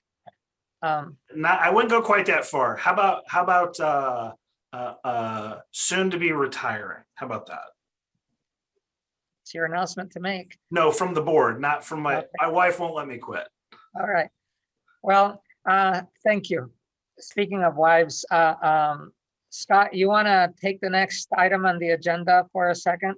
If you have anything more to say, we are going on to 3 CPRP vacancies, resignation of Scott Dossett as of 6/1/21. You have at least one regular meeting and at least one hearing with us, but. I I dropped the agenda off my desktop. I want to make the announcement more formal. I'd put a salute to you, but Oh, well, just kind of by way of explanation, I have maybe one of the first official emails that I received from, I'm forgetting her name, Jolinda Ross, about a meeting in the executive conference room at the Urbana City Building, which I was expected to attend as a newly seated member of the board. And it was going to be at 5:30 to 9:30 p.m. So even back then, things were long, but it was scheduled and held on January the 24th, 2008. And so I would direct you to the little space at the lower right-hand corner of your screen. I calculate my having participated in this board for 13.25 years or so. And that's enough. I'm out of here. 1st of June. 1st of June. Just in case I don't get to do this again, many thanks to staff, particularly Vasilia Clark. As much as Vasilia's taken a couple of hits by members of the community and public comment, she worked to pull this out of the ashes starting about 1.5 years ago in terms of city memory and policy and review and trying to get more active. And I certainly want to give her a nod about helping out on the board. So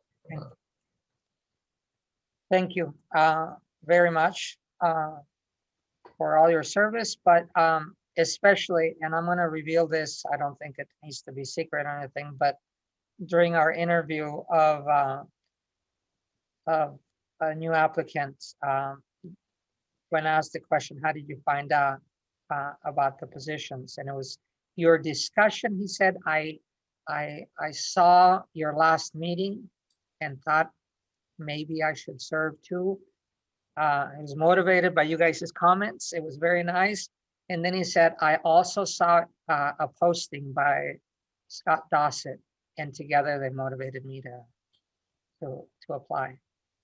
So this is also an opportune time whenever you have a chance. People are listening and it makes a difference. Not that we can replace Scott, but it is very nice that there are community members out there also looking to serve. So whether they come or not, it doesn't really matter. She might be, after a long meeting like tonight, might be disenchanted, but that's what we do. We do our work. Thank you. Bring everybody then to date. The last week or the week before, I also had the opportunity to be in the final round of the HREO interview process. So they are at least at that level. So we will have a staff member assigned to us. You know how hirings are. First they search, then they interview, and then it goes into a space. Whoever gets chosen and an offer and all that back and forth will be, but at least we've gotten that far. It's been very nice to see it, and an excellent opportunity for bringing any one of the three. They were all good people that we'd be happy to have for different reasons. So that's the update there. As far as our new regular meeting, our next regular meeting is going to be on May 26th. So about a month from now.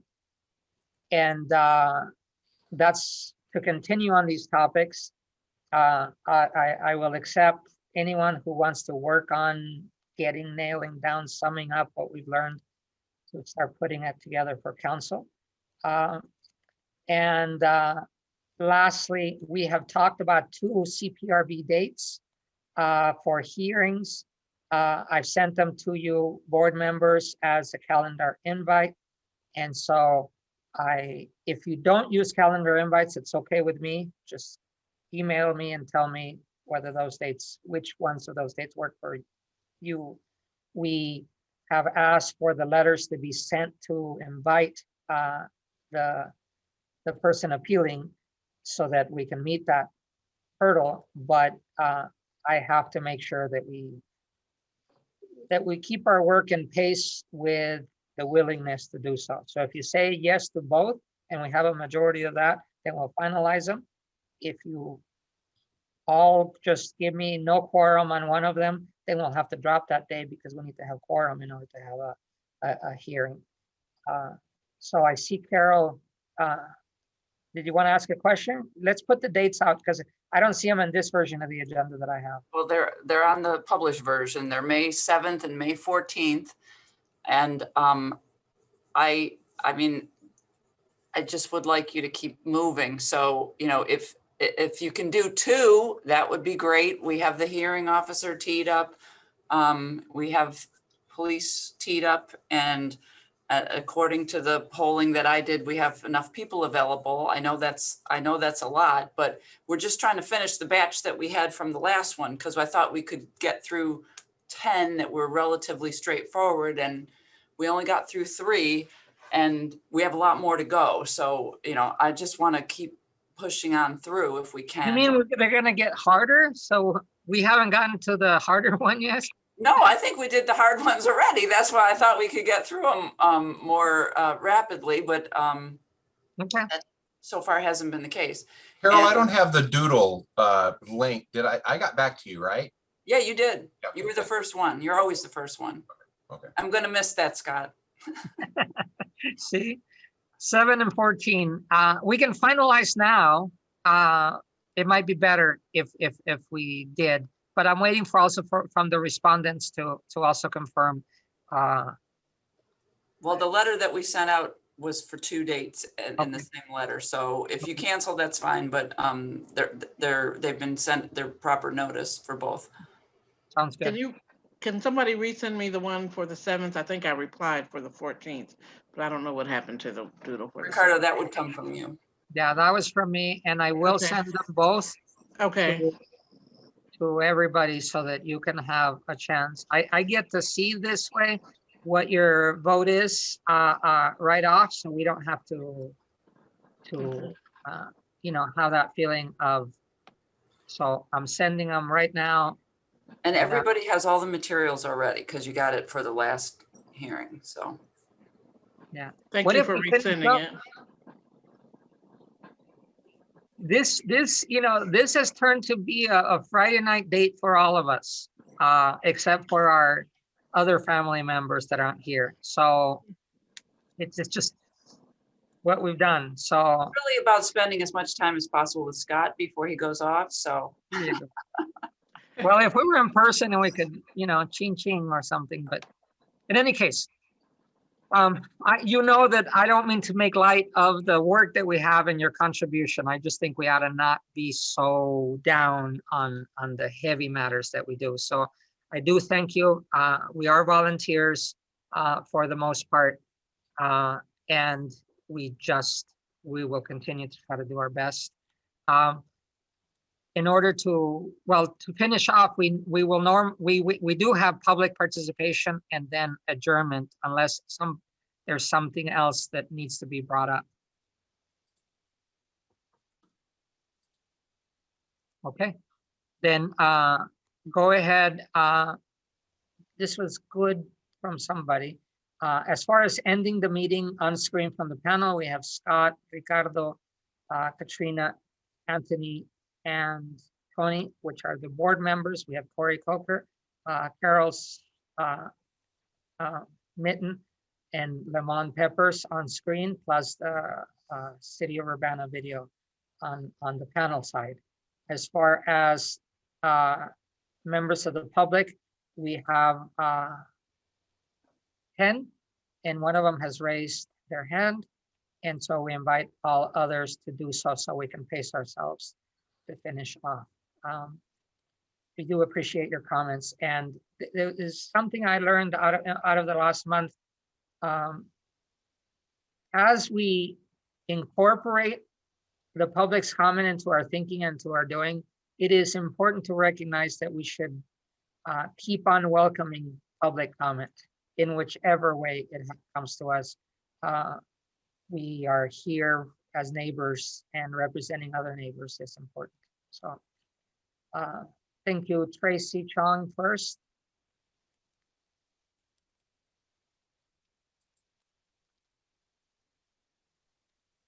Hi, can you hear me? Yes. Hi, I'm Tracy Chong from Urbana. First up, thank you, Ricardo, for encouraging public comment. It's a great thing that you guys give us a chance to talk twice. Okay, sorry, I have to get my notes. First up, I was actually blown away with this whole TASER review and discussion.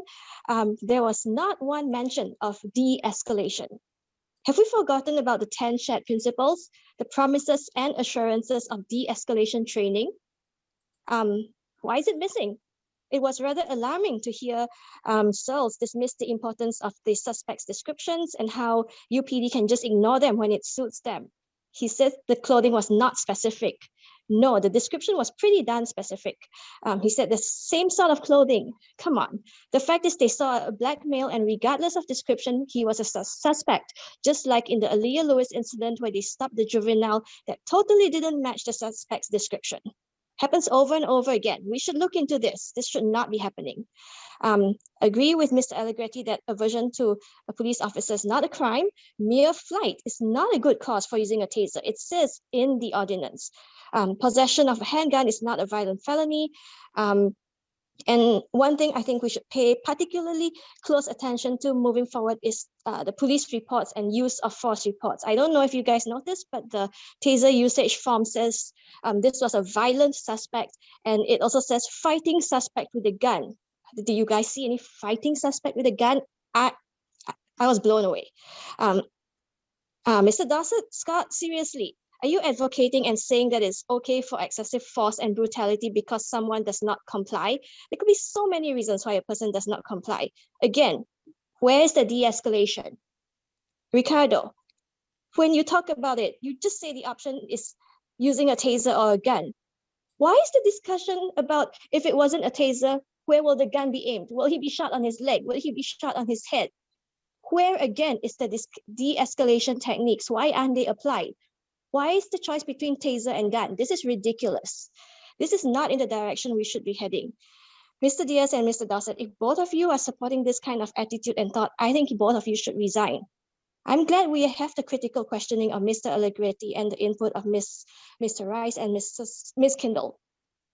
Also, what's the follow-up with the officer holding the taser gun and the gun at the same time? This is a terrible misconduct as seen in the recent death caused by the taser gun confusion. And Searles, he makes it sound like, yeah, I wasn't too happy with it. It was quite alarming how this aspect was trivialized. He even said that the only difference that if a taser wasn't used, then, well, there'll be less wires and no review. If the deputy chief of UPD is making light of using the taser, and this is what we are okay with, I think this is a very serious concern and something needs to be done about it.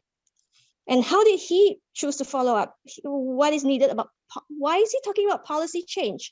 The policy is correct. The policy finds this wrong and the policy finds the officers committing misconduct. What should change is UPD's officers' misconduct, that it should be held accountable. In the second case, Searles admitted that there was no warning given. It's very clear, Mr. Dossett, you even read it out that verbal and visual warnings should be given. And even the completion of the form, it says that reasons it was not given or whether it was given should be documented. Another misconduct. So what's going to be done about it is just, I disagree with what Carol Mitten is saying, that because there has been new evidence, you guys should get to treat it like a new case. And I also think that Searles is trying to dilute the takeaway from this case. There was a blatant misconduct of not giving warning, but he makes it sound like UP did nothing wrong. And let's just use this how to clarify how videos should be handled. Last thing, about what Ricardo said about the person in jail the next day. Well, you said you trusted, but this guy was innocent. He was charged, tased, spent a night in jail, worried about his girlfriend. He's pretty traumatized. And based on the police reporting standards, UPD police have been known to tailor the reports to justify their actions. And from what I know, the body-worn camera of this interview, which you're alluding to, has been deleted. So maybe look into it. Like, why was it deleted? Thank you. Thank you for your comments.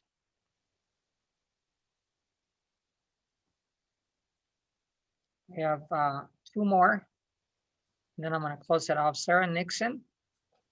Well, Christopher Hansen appears first on my list, and then Sarah Nixon. Let me see. And that's it on comments for tonight. Christopher Hansen and then Sarah Nixon. Go ahead. Hi again, CPRB. This is Chris Hansen here.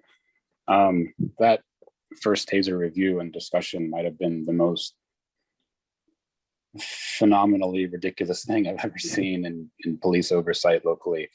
You had the wrong guy, wrong description. Officers shot him in the back while he was trying to get away. And then the officer was running through a parking lot with a baby stroller, pushing through like a maniac with two guns in his hand.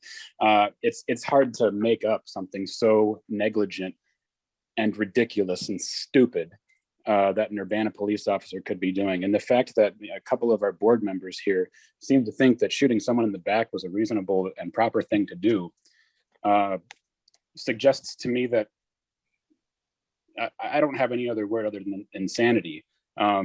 This is ridiculous. I mean, the deputy chief, Searles, even admitted that there was misconduct here, that he shouldn't have been running with two guns in his hands. How on earth do two of you vote that this was proper taser usage when the deputy chief told you directly that he shouldn't have been doing that, and you guys recognized it? I mean, two of you just condoned shooting someone in the back who doesn't match a description, was scared and just wanted to get the hell away from these officers because they're idiots. Searles said himself that it is to the level of committing a violent felony or a violent act upon the public to run around to wave a gun or to display a gun. Well, in this same incident, you had a police officer running through a parking lot with two guns, waving them around. That person should not be allowed to have firearms. They should be taken away, and he should be asked to find a different job. The fact that this board almost erred in the direction of, well, some of you, two of you, Mr. Dawson especially, thought that he did a great job and that this was an excellent usage of a taser. It's just jaw-dropping. It's amazing to have watched that and seen some of the conduct. Thank God for Mr. Allegretti making some sense of the situation. I heard Searles say sometimes things get messed up. What the hell is that? I mean, don't you guys train for this kind of stuff? Jesus. What there are even further taser misconduct that you guys didn't even consider. 304.5.2 says you shouldn't use a taser if it might result in collateral injury. Well, someone is running and you tase them and they fall on their face. I mean, that could be hundreds of thousands of dollars of medical bills if they strike their head on the pavement. Did anyone give consideration to that? Or is it just, oh, we can shoot him in the back because he's scared of us and running away? Jesus Christ. I think Mr. Allegretti had it correct when he said, or pointed out that this officer could have easily just apprehended this person had he put his toys away and chased him down. And if Mr. Searles doesn't have any luck chasing down suspects in his 25 years, maybe he should spend less time playing with his toys and more time on the treadmill exercising so that he's a better runner. This is ridiculous. Two of you voted in favor of this taser usage, knowing that there was misconduct, with the deputy chief even admitting misconduct. And he only admitted to the two guns issue. He didn't admit to 304.5.2. And also shooting someone in the back for fleeing is specifically prohibited. I just can't understand why you guys want to pat the police on the back for being so negligent. It's just ridiculous. I just can't, there's almost nothing good to say about that. And it just makes me think that this whole board is a disaster. I mean, maybe, again, you did vote the right way. Three of you voted against it, which thank you for doing that. But man, the fact that you guys, were considering, some of you, that this was right is just blowing my mind. I want to understand what videos you guys have for that second taser review, because my understanding is that several were deleted. And if you guys have possession of those, why can't the public see them? So I hope someone will describe what's going on there. And I don't have anything else to say. Bye. Thanks. And our last person for the night, Sarah Nixon.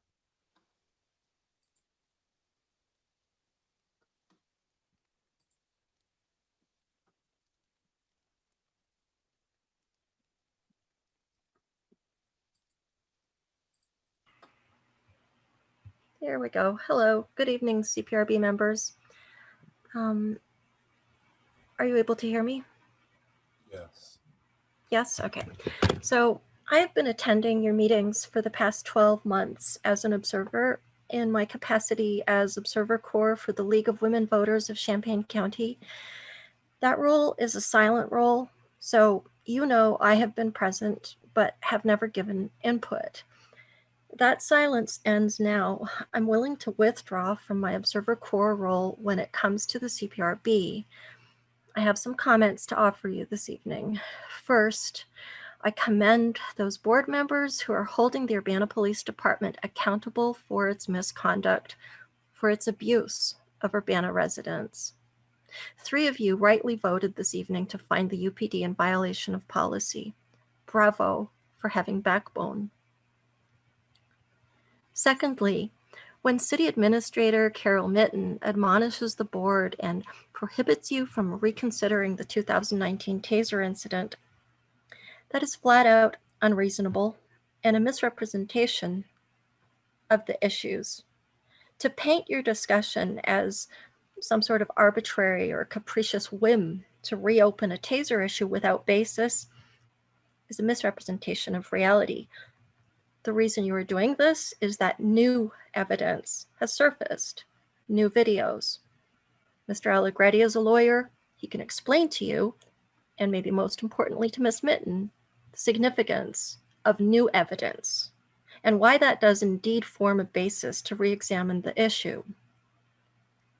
Thirdly, a second misrepresentation has been made to you this evening, also relating to the 2019 TASER deployment incident. Deputy Chief Searles told you this evening that it isn't true that videos related to that incident were deleted.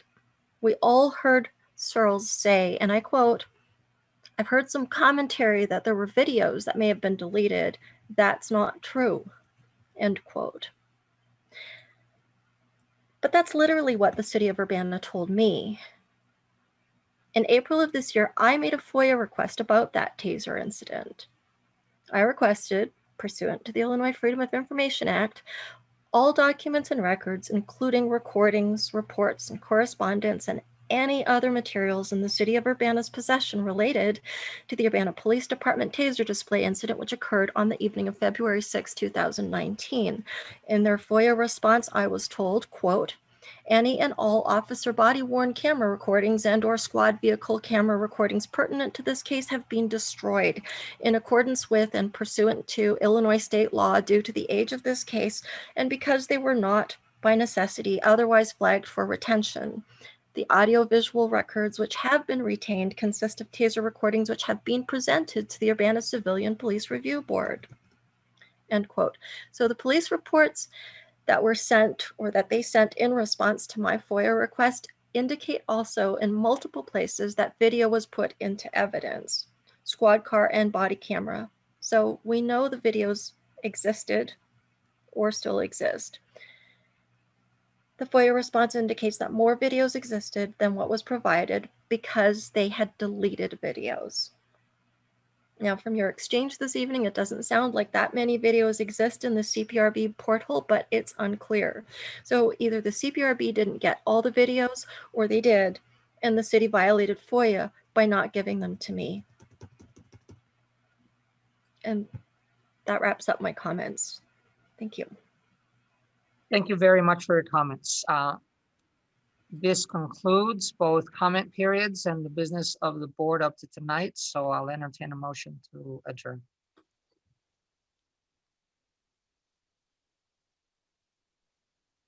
I motion to adjourn. Second. Thank you, Tony, and second also. And let's do roll call, and I'll see you guys not too soon. Mr. Allegretti, Yes. Mr. Diaz, Yes. Mr. Dossett, Yes. Ms. Kendall, Yes. Mr. Rice. Yes. Good night, everybody.